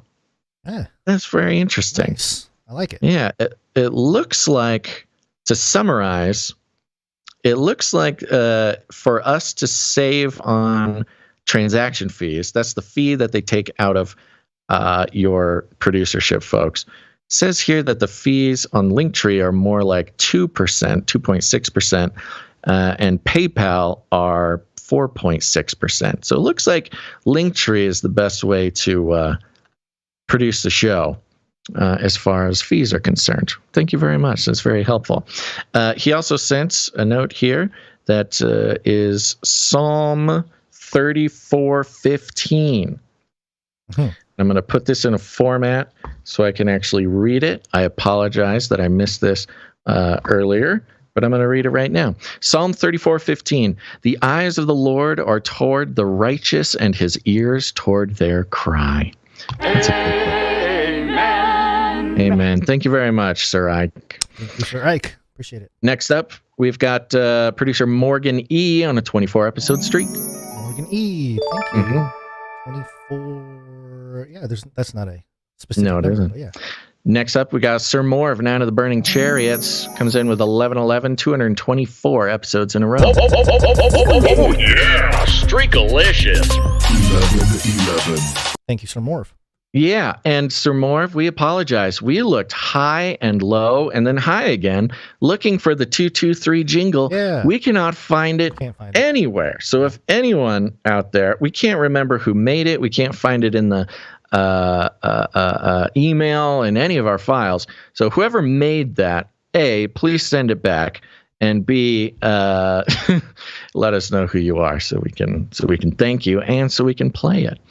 Gons, by the way, the AI therapist on in the chat right now is suggesting that Siphon Filter may have been the game with the wide hips. No, it was the character Raiden in Metal Gear Solid, I believe. Oh, Raiden. Yeah. Wasn't Raiden the bad guy? I don't know, but you played Raiden and you walk around and you're like, oh, I think I'm a lady running around, and then it's a dude. Okay. There you go. I'm telling you. Right, I'm looking at Raiden right now. By the way, name Jack is a fictional character. Okay. Yep. Yeah. By the way, there was a change.org petition to bring back the buttocks of Snake. Apparently, in some of the newer games, they shrunk his behind, and people were upset about it. So yes, that was a thing. Yeah. Snake's badonkadonk was a feature. Okay, next up, we got Sir Alex Protocol V2 Night of the Berean Protocol, pocket full of sevens, 166 episodes in a row. 66.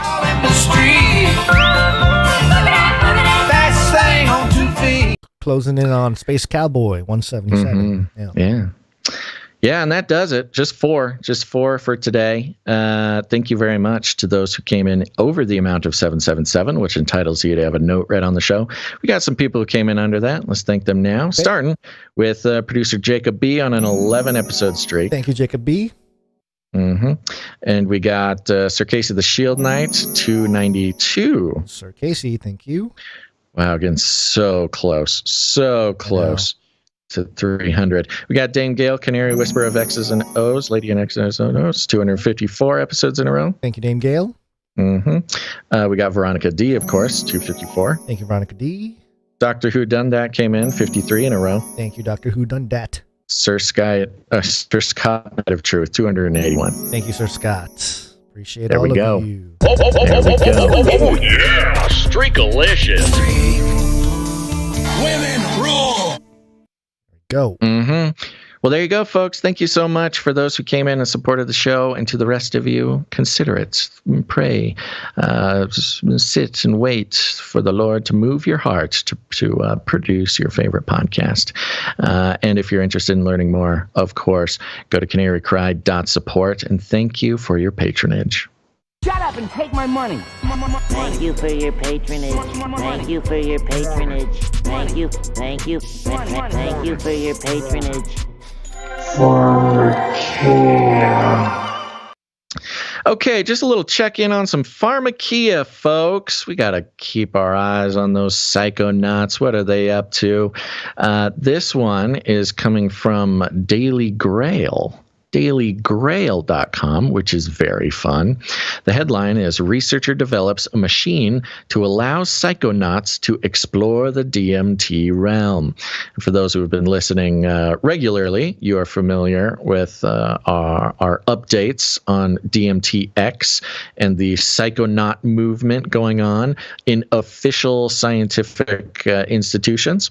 Here's a little update for you. The last half century has seen humanity take its first tentative steps into outer space, initially through American and Russian astronaut missions into Earth orbit and then to the moon, though more recently robotic probes have ventured beyond our solar system entirely.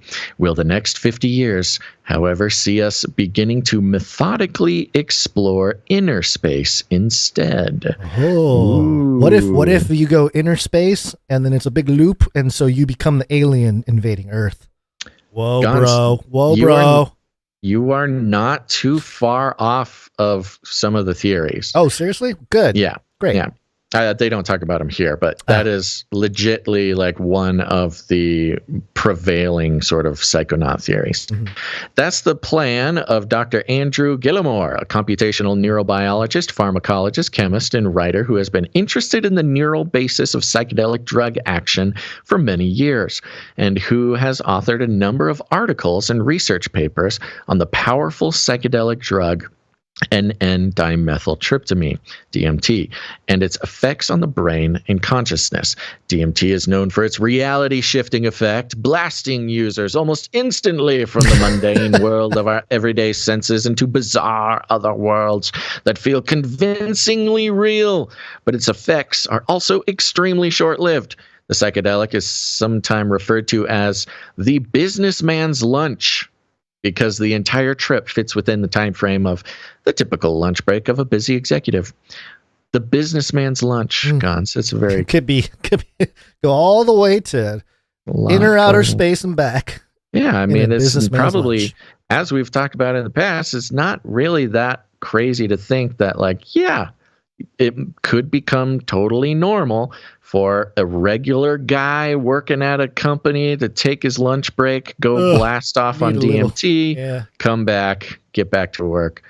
Gilmore has, however, in recent years proposed a method for keeping people in the DMT space for longer periods of time so that psychonauts can spend more time studying what is going on there, using a similar technology to that used when giving anesthetic during surgery.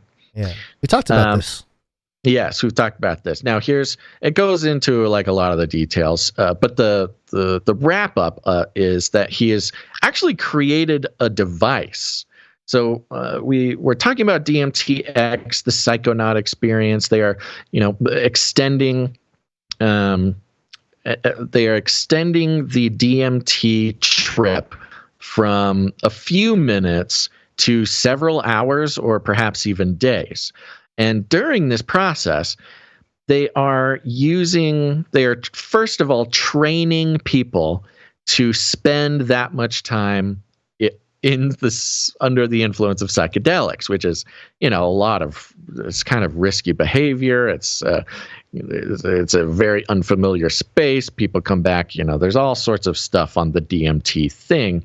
But it's so short-lived that, there's been claims that people who use DMT have repeatable experiences. Multiple people will go to the same location.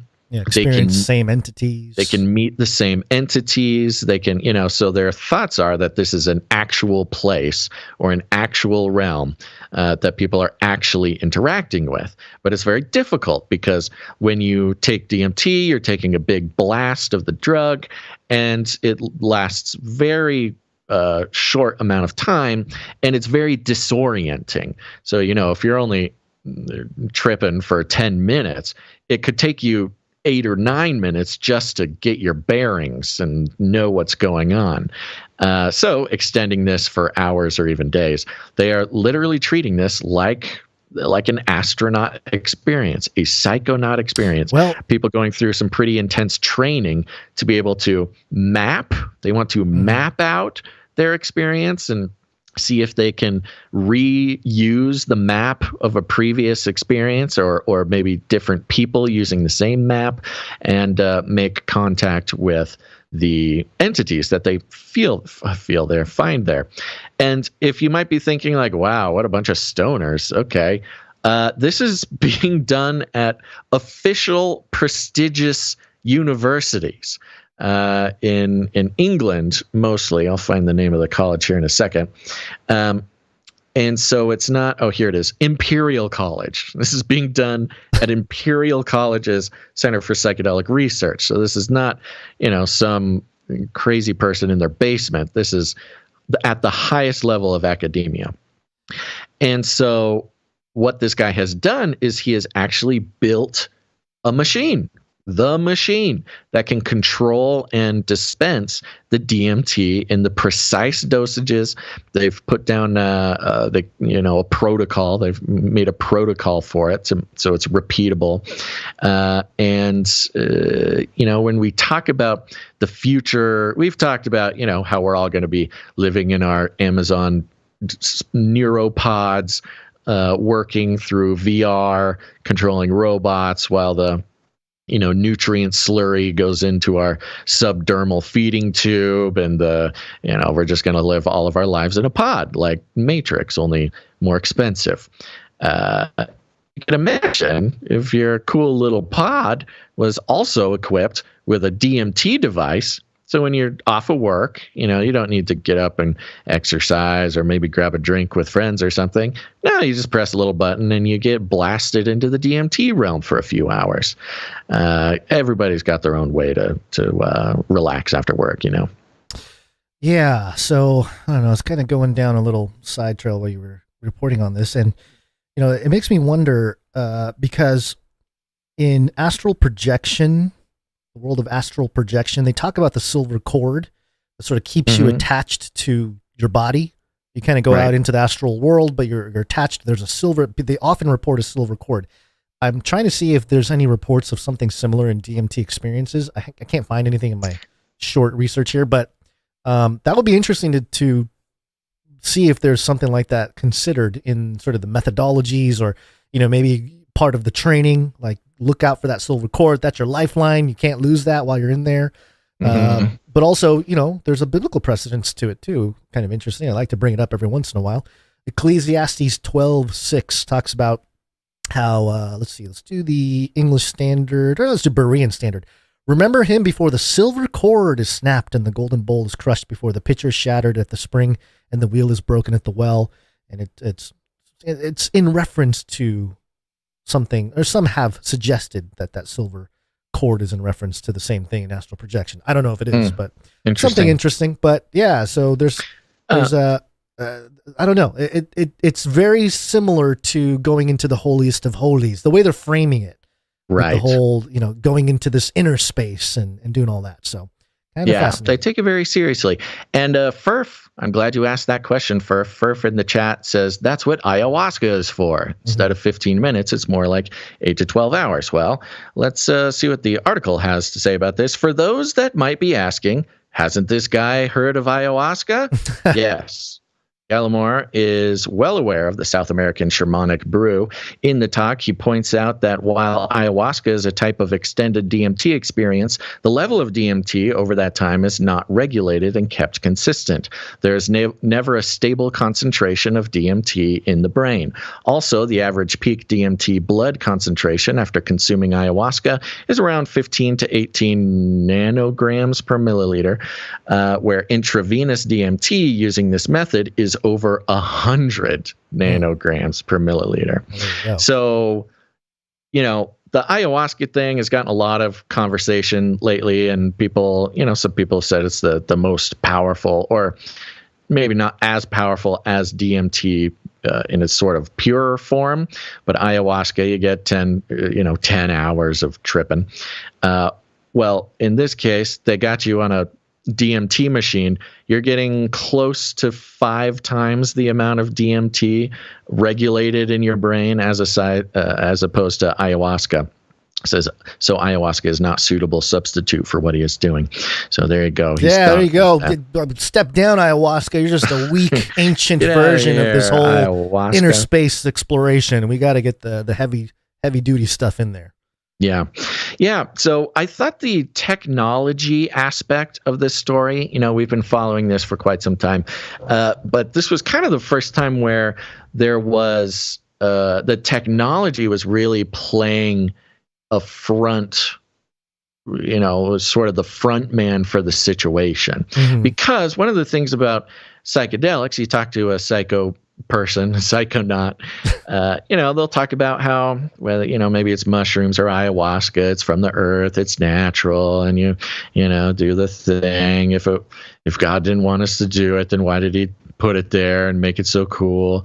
But in this case, we have sort of a transhuman version, which is to overcome the limitations of ayahuasca as a plant or whatever, and synthesize an experience or synthesize a method to experience DMT, which is a naturally occurring thing, and we all do have it in our brains. But I don't know who dug up the ayahuasca root the first time and went to town.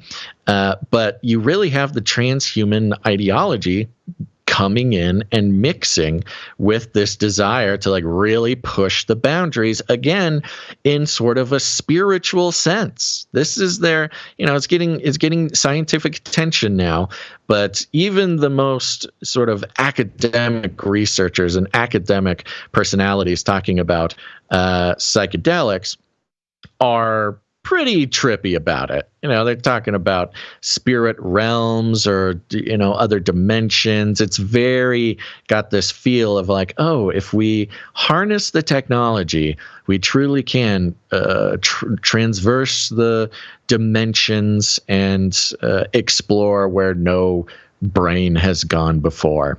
And technology is the key. So I think I'm very skeptical of the involvement of not just technology, not like in a Luddite way or a neo-Luddite way where technology bad, I don't do technology. Sure. But it's this harnessing of the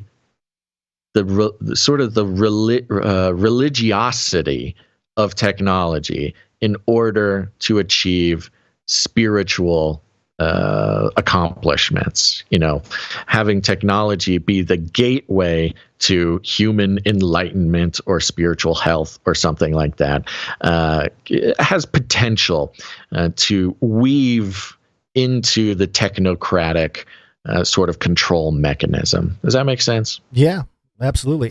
It's interesting that the more we deconstruct our actual physical body in the realm of the sciences and with that technology, it's forcing the sciences, the material sciences of materialists to sort of embrace the spiritual. And they have to do it because it's becoming sort of abstract in a way that only spiritual or mythological language can really communicate, kind of what's going on.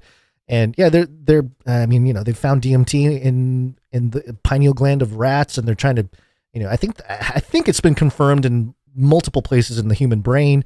So yeah, it's interesting how the science has eventually brought them back to this place of, I don't know, alchemy and all the ancient disciplines of magic and all this kind of stuff. It's all just science now, and then technology to sort of bridge any kind of gap there might be from the common man to experience it or something, where and you have to package it in a beneficial way for it to become, sort of ubiquitous and used across the board. And on that note, I didn't bring it. We were talking before the show. We were getting the show ready, and I had a series of articles, which was really interesting over the past 2 or 3 days, which were talking about epidemics going on, epidemics of health problems, problems racking the world and all this stuff. And they all came down, basically the theme of it was, you know what? Health in sort of a medical way is one thing,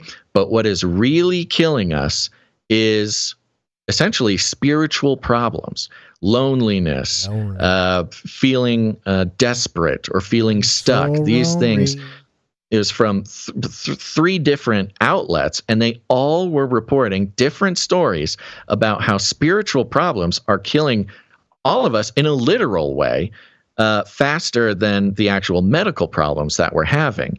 And so that's when we come into this sort of technocracy, the transhuman technocracy world where, hey, yeah, it is spiritual problems that is killing all of us. And we all know this now. And now we're more enlightened than we used to be back in 2022.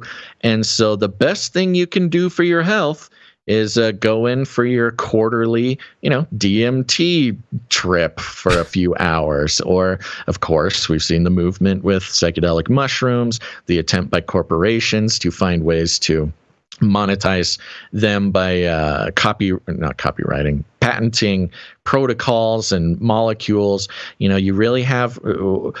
doesn't matter what you think about psychedelics. We can all agree that corporations coming in and or medical industrial complex at all coming in and using them for purposes of profit is about the worst possible outcome. Well, of course, it's, you're lonely?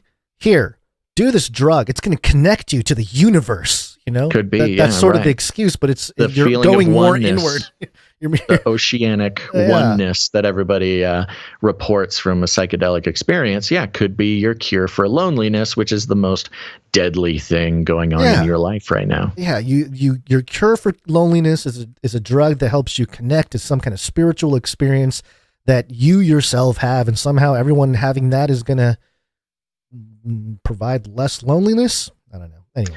Yeah. Well, again, and sort of my angle on it, in similar to the drag Navy thing, is say what you want about somebody participating in the practice, right? But see it in a systemic view where it's not just about should someone do or do not, but how is the power structure? How are the principalities and powers that are, at the top of the pyramid these days?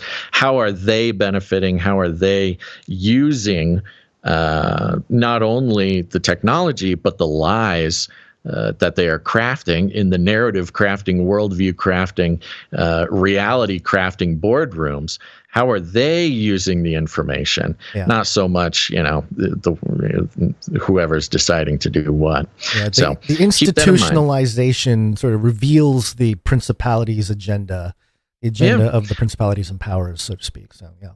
And it's so funny because the psychonaut people, I'm sure they would have a lot to say about organized religion. Right, exactly. And there's the common I like Jesus, he's a cool guy, but I hate organized religion. That's the most evil thing, and they think they're so punk rock. But then it's okay, so what about your organized DMT trips and your government-sanctioned, government-sponsored psychedelic trips and your, a ketamine that you ordered off the internet that you paid $1,000 for those therapies? Okay, cool. Well, organized religion can take many forms. Yeah. Okay, let's move on. Did you ever have the feeling that you were being watched? Oh, and yeah. It will kill. AmericanMilitaryNews.com. Super intense. IRS hiring armed agents willing to use deadly force surveillance in all 50 states. 350 jobs available. Now, good. I feel like we covered parts of this before because this is a different moment. Yes. But yes, we heard last year. This was when Biden was trying to get his funding for the IRS for 10 years or something. Included in that were the armed IRS agents. It got so much bad press that they stopped talking about it and took down the job listing. But it's back, It's folks. back. The Internal Revenue Service, IRS, is hiring armed special agents who are willing to use, quote, deadly force and conduct, quote, surveillance in all 50 states and U.S. territories, according to a job posting on the agency's website. Yay. I like this because they actually post the link here. And yep, you can go there. You can be an IRS criminal investigation special agent. We're hiring special agents now. I'm surprised they don't have a drag person promoting this. It's just a matter of time. Just a matter of time. Oh, man. Can you imagine? The tax man is now a tax binary. It says here, who are we? The criminal investigation is a law enforcement branch of the IRS. And there was a line in here. It's got the key requirements and the major duties, and that's where the egregious line is a bullet point under major duties. Bullet point number 5: carry a firearm, must be prepared to protect him/herself or others from physical attacks at any time and without warning. And use firearms in life-threatening situations, must be willing to use force up to and including the use of deadly force. Have you ever heard of somebody shooting an IRS agent when they come to get audited? I've never heard of it, but I would imagine they have not pulled off enough false flags for us to agree to this. Yeah, maybe they're trying to set up that false flag, to really lock down the taxman U.S. citizen relationship. It's kind of wonky right now. So this could provide set up an event that can create a more transparent and symbiotic system with the government and our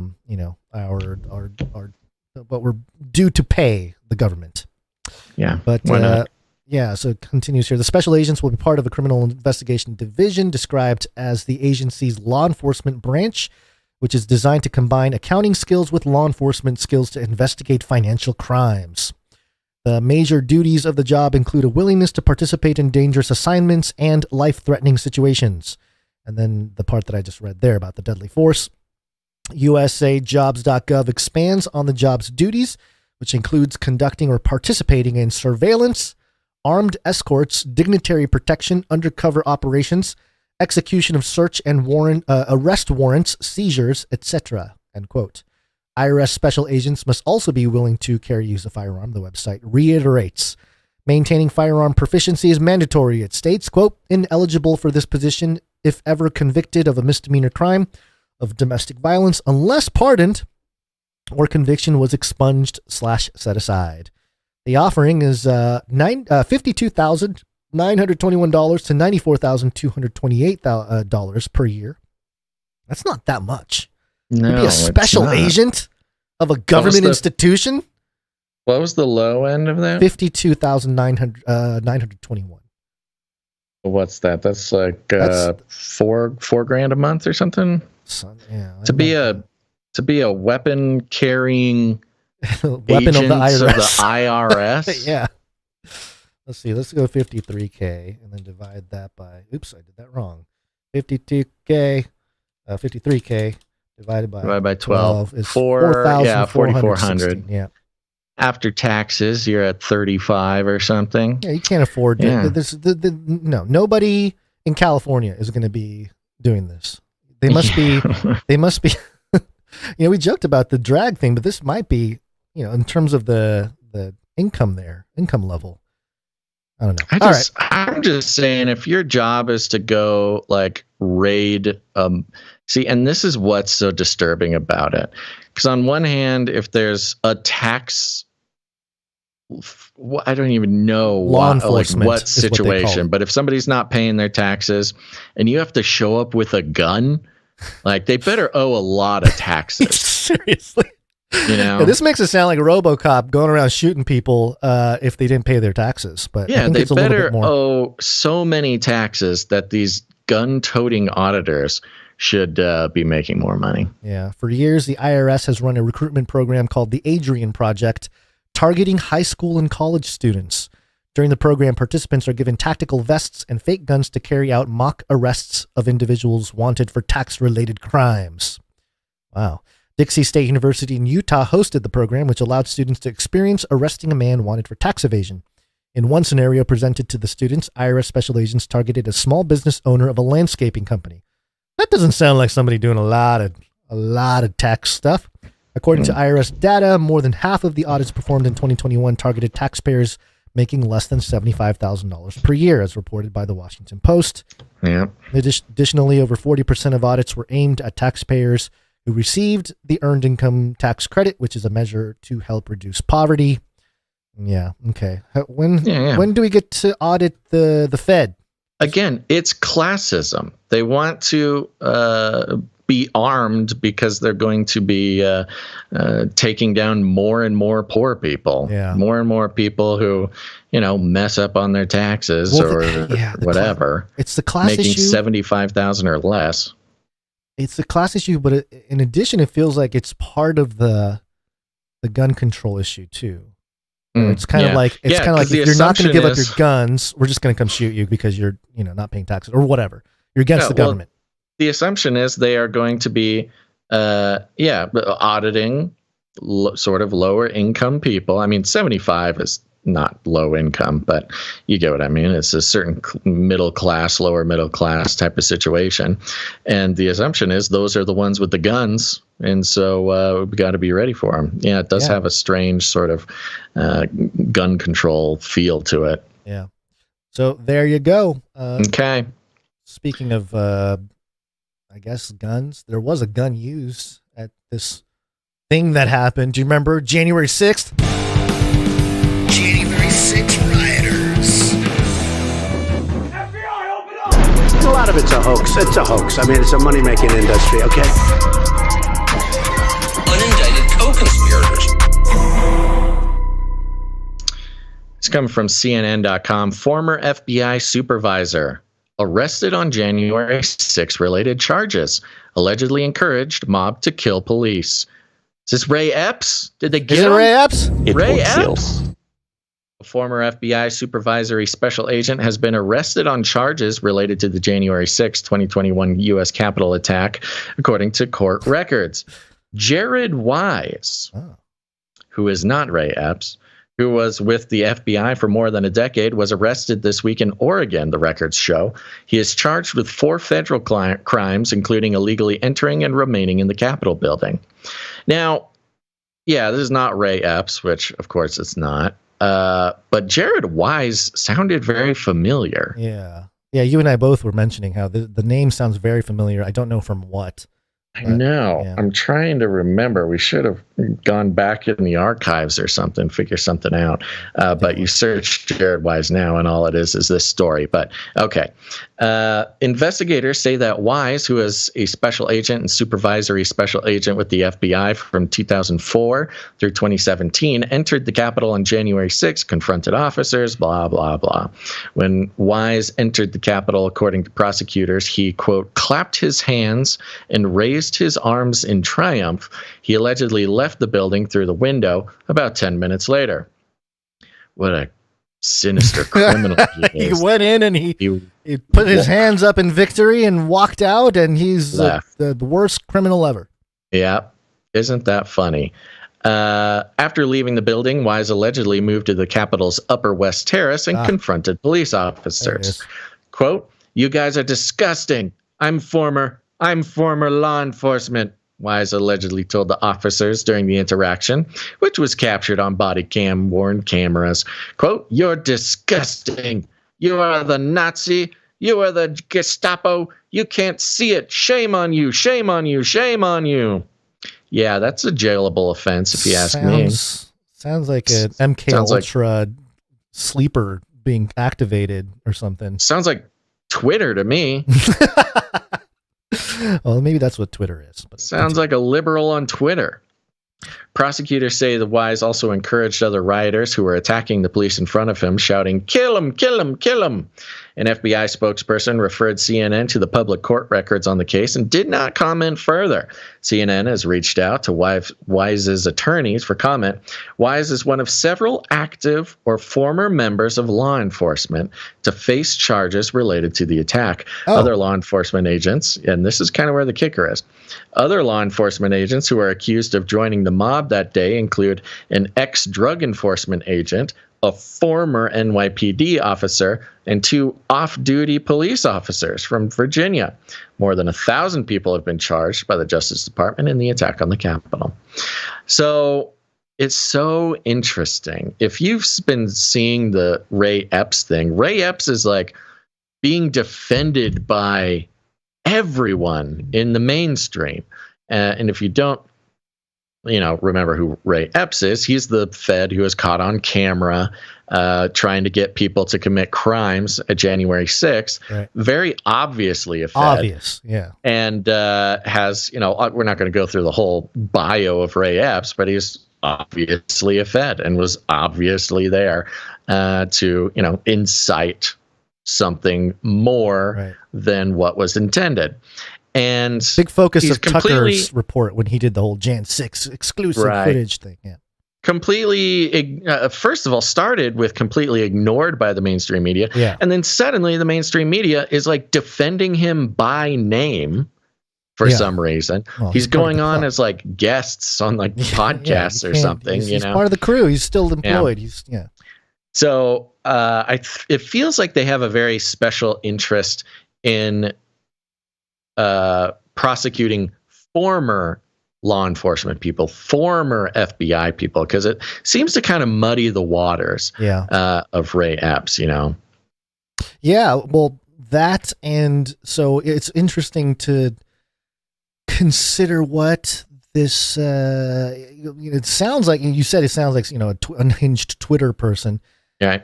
But it's also sort of, this kind of hyper emotional thing. I mean, there are 2 sides to this. One is he's just activated and he's just acting in his activated thing, but also maybe because he is former, you're trying to create a separation or it's revealing a separation of, hey, former guys, we can jail him. Who cares? Yeah, he's they're former. done. He's former. He's not That's part of the fine. system anymore. But Ray Epps, he's still on the payroll. So it's we got to defend this guy. We got and we to defend the guy who's still on the payroll, we got to throw guys that were former under the bus to muddy the waters.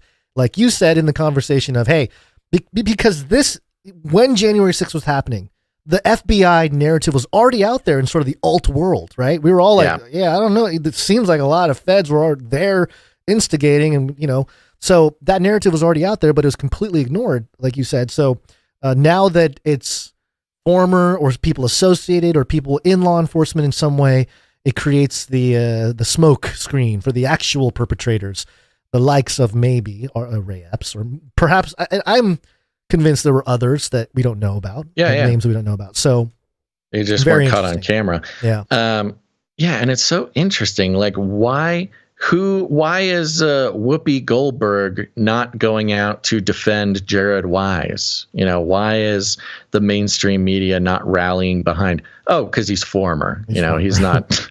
It doesn't implicate an active FBI involvement when also, in one case, it doesn't necessarily not implicate anything. It's just, the other, it could be a threat to current FBI people too. Like, hey, if you because of your position in the U.S. government and the intel world, stepping outside of it or rebelling against it has consequences. Maybe it's sort of a threat, an example to a being higher set. Standard. Yeah. So interesting. Well, should we take a look at some art? Let's do that. Let's see. We're going to start with audio production, actually. Audio production.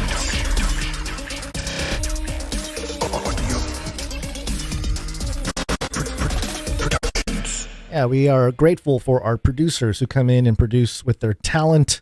You get value out of the show. You can provide value back by helping us build the culture behind the community here at Canary Cry News Talk. And we're going to start with audio production here. Bruce W. sent us something. There's a note that reads, hey, Gons and Basil, I've done a jingle you could use when doing AI news items attached. Ooh, okay. Cheers. And it goes something like this. All of mankind was united in celebration. We marveled at our own magnificence as we gave birth to AI. Skynet begins to learn at a geometric rate. It becomes self-aware at 2:14 a.m. Eastern Time, August 29th.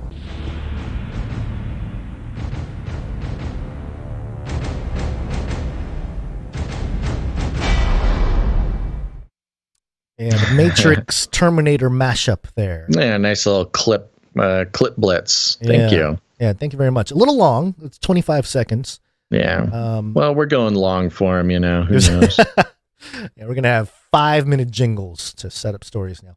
But yes, thank you very much, Bruce W. Appreciate it. We're going to move on to some art. One art, please. We have something from Sir Dove.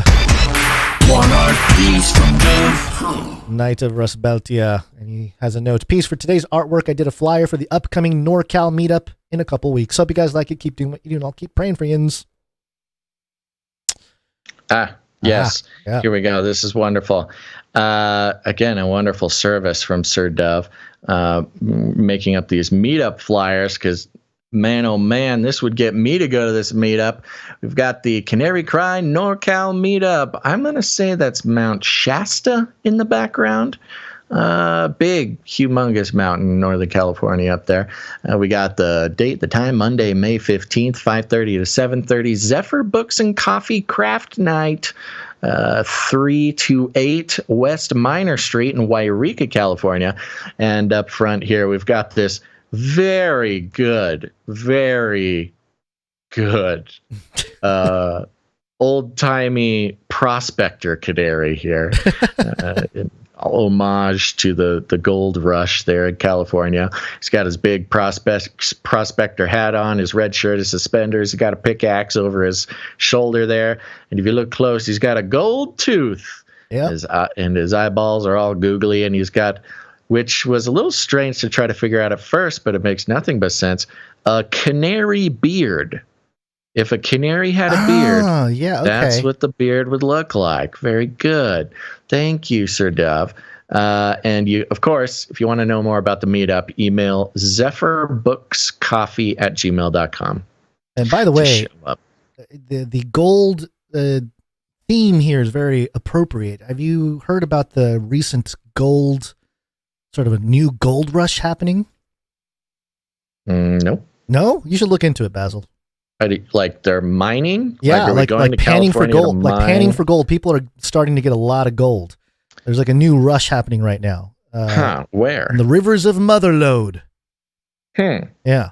It's a thing. I had several people send me articles and stories about how there's a new gold rush taking place right now. I'll go gold rushing. That's what I'm saying, man. Canary Cry gold digging meetups. Biggest gold rush in years could unfold in California due to winter storms as runoff. Miners say unprecedented. Yeah, that's interesting. Yeah. Okay. There you go. So this meetup could be financially revolutionary for somebody. Yeah, do some find gold a big panning. gold bar. Maybe we should put together a Canary Cry gold panning conference where we just pan get for a bunch gold. of producers out there to start panning gold for us. Yeah, you're here for a live podcast, everybody, right? Yeah, keep panning, folks. Keep panning. Panning. We'll take 10%. That's all. All right. Thank you very much for that, Dove. Appreciate it. We also have a poem from Waldo. It is he has a note, Elmer Fudd poem for Basil. So Basil, as Elmer Fudd, I guess. Take it away, sir. Oh yeah. Yeah. I mean, what an interesting way to do that. Let me pull it up here. So this is Elmer Fudd poem for Basil. Oh, look at that. Look at that. Basil has a wabbit. Imagine that. He's trying to catch it with all his might, but that little wabbit, he's out of sight. Oh, wabbit, wabbit, where could you be? Come out, so I can see. Basil's got a mission. He won't give up. He'll keep on trying till he's caught you. Yup. So be wary, quiet. Don't wet that wabbit. Don't wet that wabbit. That's the end of it for me. It was at the end. Yeah. That was beautiful. Man, Elmer Fudd, what a difference. I was trying to remember what the voice of Elmer Fudd sounds like, and I can't even remember. So I just went more earnest with it. That's pretty good, though. Thank you very much. Who is this? This is from Waldo. Waldo. Thank you very much, Waldo. We, besides the haikus from Ebony Blaze, we haven't had too many poems, but I guess it makes sense that we could fit some poems in here. Yeah, we could. Always room for creativity on the show. Appreciate it. Love it. Thank you very much. All right, we got a couple microfictions. Microfiction. First one is from Runk Smash.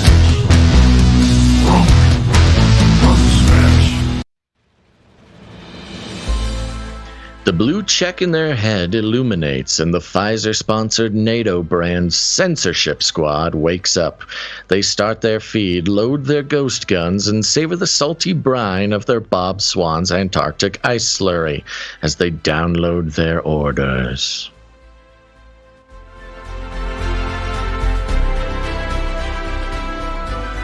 The Pfizer ghost gun connection. Bringing back the Bob Swan. Bob Swan is back. Yep. Thank you very much, Runk Smash. Thank you, Runk Smash. All right, we also have one from Stephen S. Steven! There you go. Here we go. Play. Victor Borgnine, Merchant of Death, explains his new offering on RT. World leaders cannot trust their own security forces infiltrated by their enemies. I provide excellent protection with my cyborg soldiers equipped with kangaroo legs and wings.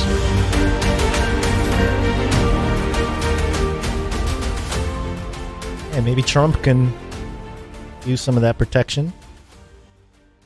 Yeah, he loves Trump. He's a huge fan. Yeah, he wants Trump to come hide in Russia with him in his bunker there. Thank you very much to... Yes, I do. Thank you very much to all of our producers who are contributing to the show with their arts, their talents, their writing, their minds, their souls. We appreciate it very much. And remember, anybody can do that. Doesn't matter if you're a pro or not. All you got to do is create something for the show. Head on over to canarycry.art. Canarycry.art. You can follow the instructions, upload it there for us, and we would love to feature it on the show. While you're at it, if you have any articles that you want to send in for us to consider for the show, you go to canarycry.report. That's right, canarycry.report. And we take a look at that before every show, see if anything catches our eye or fits into the show. People used to email it to us. It just gets lost and people get mad. But go over there to canarycry.report. Thank you all for your impressive producership. It's got to be biblical.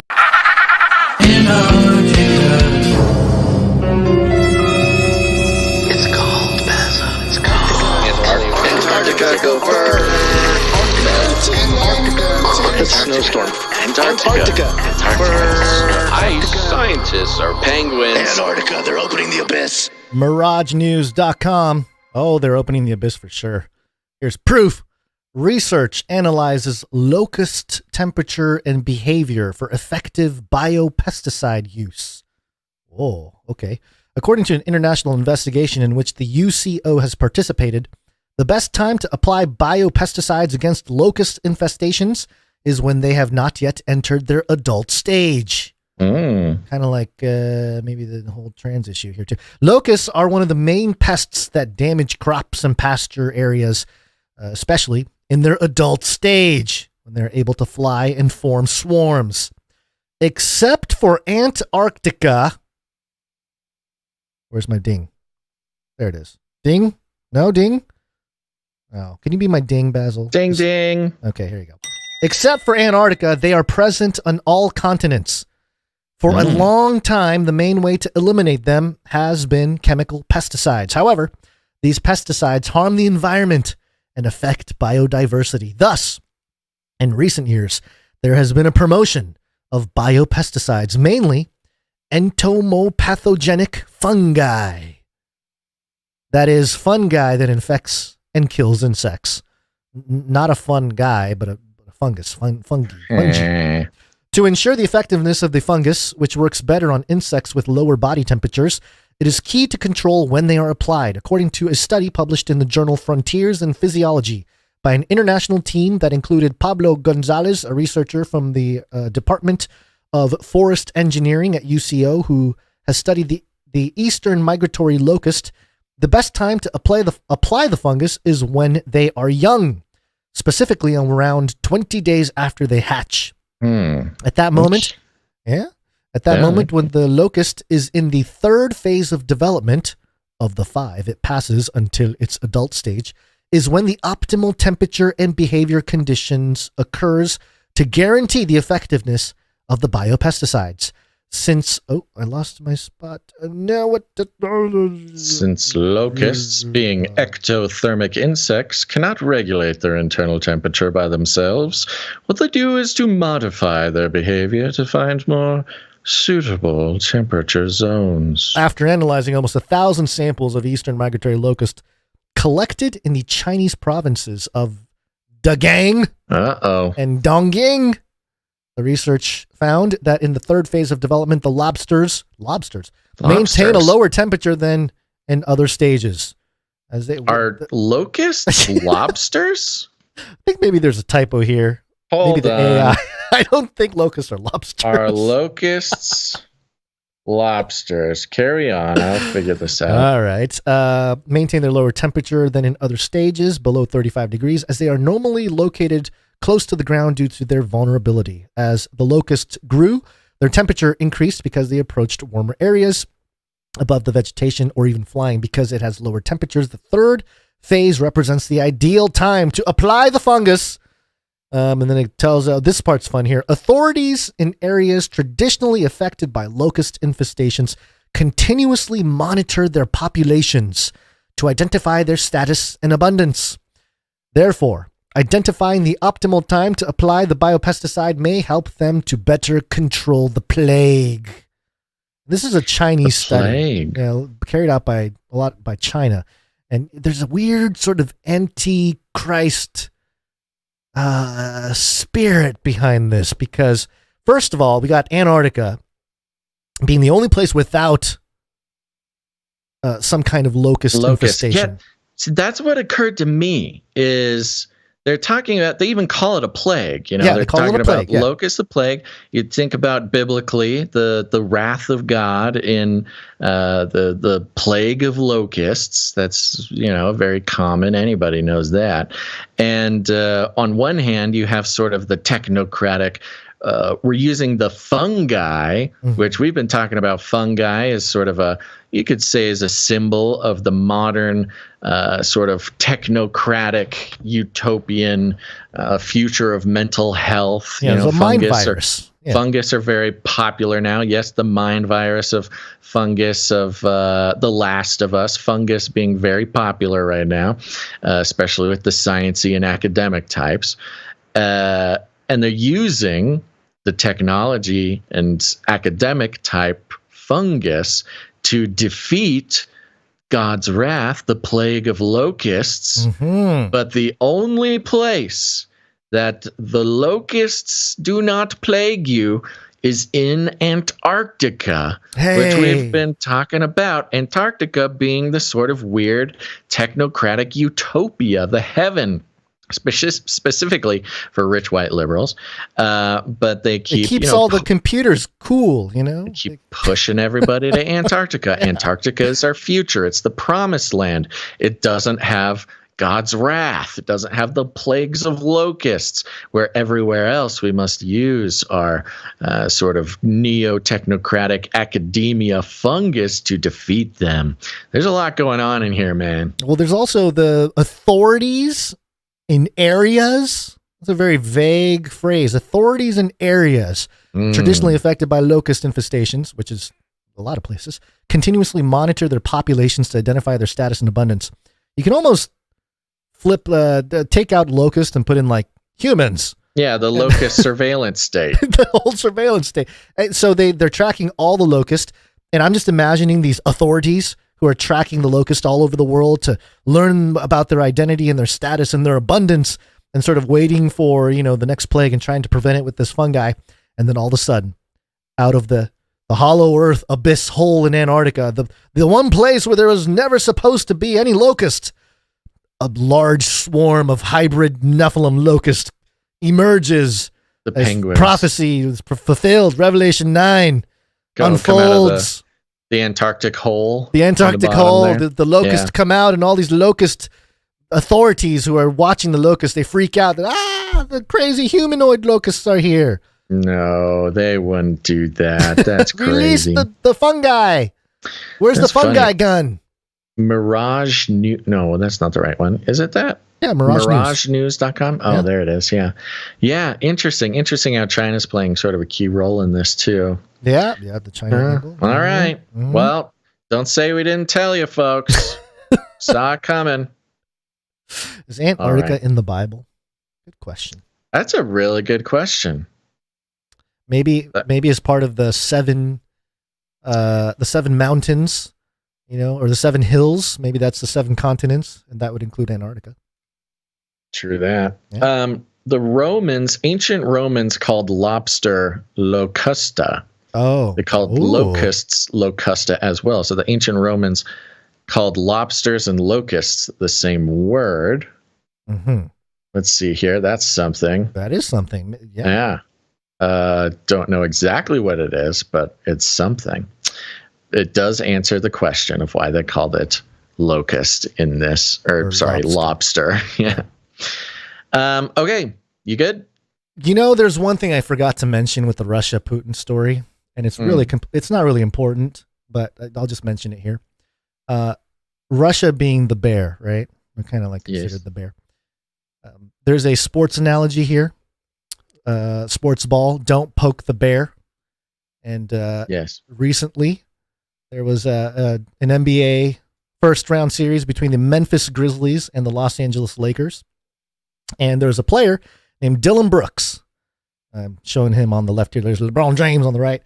Dylan Brooks, after the first game, you know how they interview the players after the game, he called LeBron old. And then he said, you know, they asked him about, like, well, how can you do that? It's disrespectful, all this stuff. And he goes, oh, this is just me. That's what I do. I poke the bear. That's what he does. You know, it's his persona. Okay. And then in the next game, Dylan Brooks accidentally punched LeBron James where the sun don't shine. Oh, he's poking the bear. He poked the bear. Classic. And then LeBron James came back and retaliated, and Memphis lost by a lot in the final game, which was ironic because he said, I'm only respecting people that put 40 points on me. And then in the last game, the Lakers beat the Memphis Grizzlies by 40 points, which is a lot in an NBA game. So if LeBron James is Putin, it's not looking good for Ukraine, I guess. Dylan Brooks, officially, unofficially Ukraine, because Zelensky's denying that he's involved in any of this. Here's the real question. Yeah, the real question is LeBron James Vladimir Putin? Have we ever seen them in the same room together? Huh? I think it's time to end the show. All right, everybody. Thanks for listening to this episode of Canary Cry News Talk. Thank you to our producers who make it happen. And dear producer, dear listener, if you've ever gotten any value out of this show, consider producing the show. We got D mooches to hand out here. We have nobody to hand them out to. Remember, this show can only survive with the participation of the value for value model. And as I said before, not everybody has to produce every single show. But as long as people are participating and being honest about the value it brings to them, we can keep doing it. And that's the goal. The goal is to keep doing it. But you can also produce in other ways. It's not just financial. And I'd like to thank some of our producers who helped with their time. Starting with the Flippies. Flippy all those videos. Thanks. Thank you to the Clippies, who are on a bit of a hiatus right now because we are setting up the new and improved way to get and view the clips for the show. But we appreciate their participation and their producership anyways. And that's producer Emsworth, Faye Liverin, Jolmes, and Laura. Thank you very much. And thank you to the timestampers. Timestamp. It's hard work. Timestamp. Yeah, thank you to Jade Bouncerson for doing the timestamps for episode 618. Very helpful. Thank you very much, Jade. Thanks to Jam for the links. Thanks to Clank for all the things you do for us, Clank. And other than that, just share the show, folks. Share it with your friends. Share it with your family. You leave us ratings and reviews on Apple Podcasts. That's incredibly helpful, and we do need that. Here's something to consider. Remember, Canary Cry Radio and Canary Cry News Talk are two different shows. Perhaps you've left a rating for Canary Cry Radio, but not News Talk, or News Talk, but not radio. There's an opportunity there. But as you know, the ratings and reviews are such a big help to us. They help keep us moving, keep the momentum going on those algorithms. And there's nothing Gonz and I can do about it, except for encourage you to help us out with that. Let's see here. We got this fun rating and review here from Mitchell from the United States. News Dudes Deconstruct, 5 stars. I highly recommend Basil and Gonz, and I rely on this show for all the important news of the world. If you want to keep up with Nephilim, Antarctica, the New World Order, creeps, technocracy news, Flippy the robot, and such, this is the best podcast in the metaverse. Keep it up, my dudes, and I'll keep praying for yins. Also, the value for value business model is fantastic. I support your small business people. Support your small business people. Avoid fake news and network with amazing listeners just like you.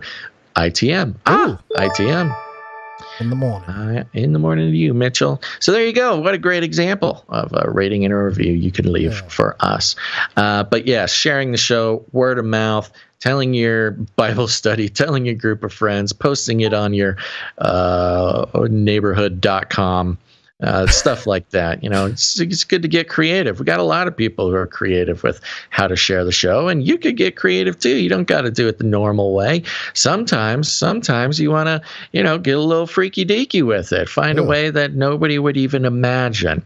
Perhaps there's some people out there building extended DMT trippy machines, and you could do that too. Make some sort of extended DMT trip machines, and because you've got all these psychonauts who need to go travel the inner space of the psychedelic realm, looking for God knows what. I don't know. You and I should be implemented into some kind of warning system or a last resort type of thing, where we show up in the device and really just tell them, are you sure? Are you sure you want to go?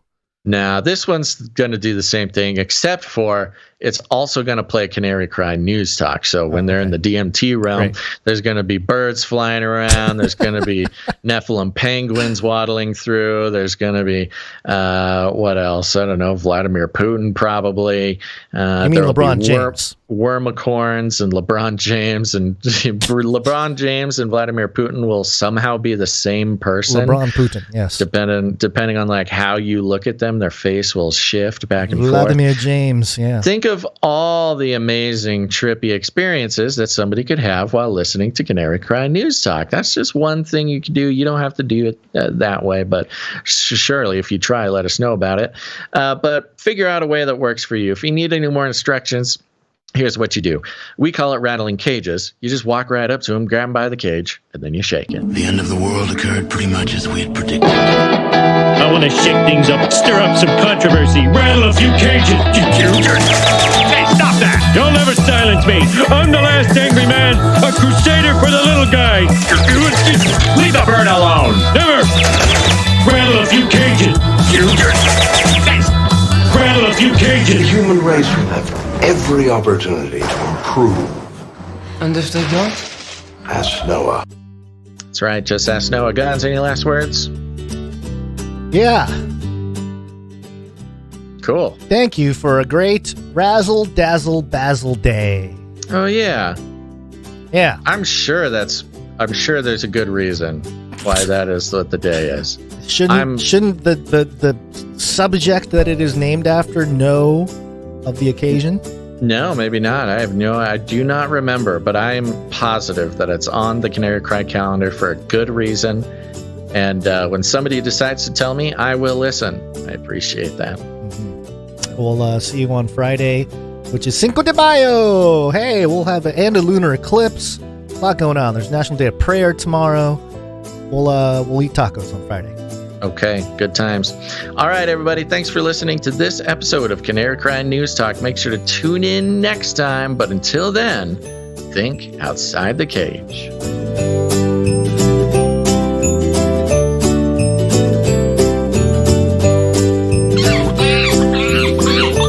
I'll keep you warm and safe in my people's zoo. Armageddon's on the way.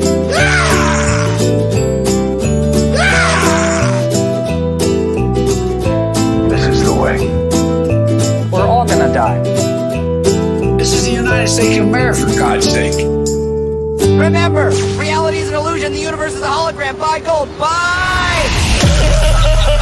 Here's the thing. We, especially recently, the past few months, it seems as if this show is in a period of reaping what we've sown for a while.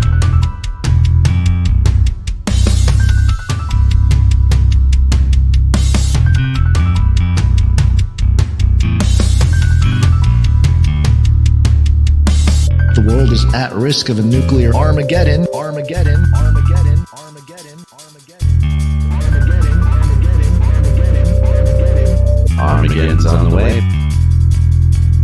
We've come to a point in society where pretty much everything that we've been talking about has gone from the realm of crazy conspiracy theory or whatever to real life.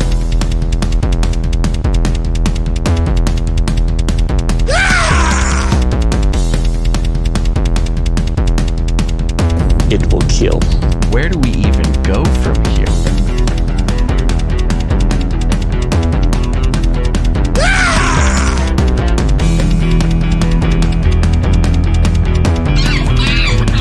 There's a giant storm coming.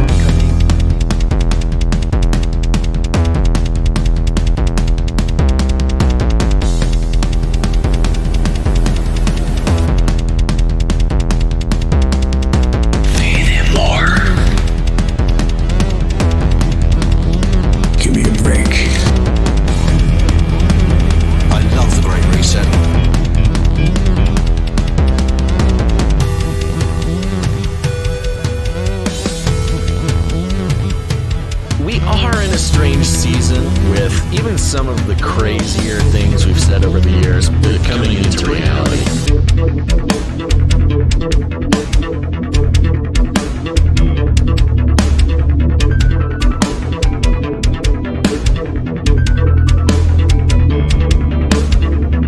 People who know what's going on and see the absurdity, and then people that are completely within that bubble.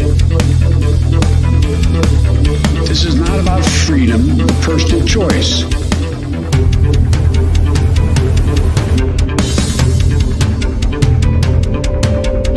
The average eggplant grows size of 48 eggplants.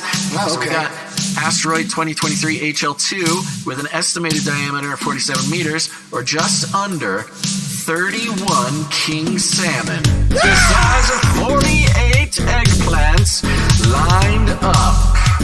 HF4 is the size of 48 eggplants lined up.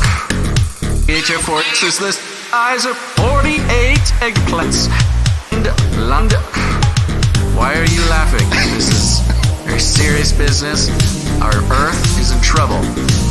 What are they trying to tell us, Gons? Beast fashion, Louis Vuitton, maybe there's some upgrade.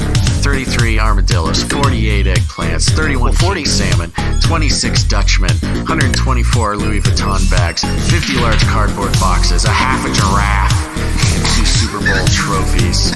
But I think there's something more here, and sometimes it's about thinking outside the cage, folks. If you're trying to crack the Enigma machine, sometimes you gotta put it into musical form. Maybe some art. Maybe it's like eggplants. Behold, there was thunder and lightning upon the whole earth, and all the foundations began to shake. The first angel blew his trumpet, and there came hail and fire mixed with blood. It was thrown upon the earth, and a third of the earth was burned.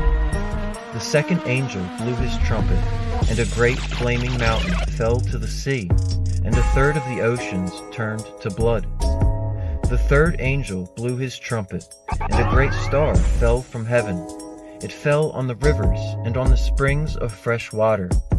The name of this star is called Wormwood. Therefore, a third of the fresh water became bitter, and many perished from it. When the fourth angel blew his trumpet, a third of the sun was struck, also a third of the moon, and a third of the stars, so that a third of their light may be darkened, and a third of the day may be kept from shining. When the fifth angel blew his trumpet, I saw a star fall to the earth, and he was given the key to the bottomless pit. He opened the abyss, and from it came smoke like that of a great furnace. The sky was darkened, and locusts came out from the smoke. They were told not to harm the earth, but only those who did not have the seal of God.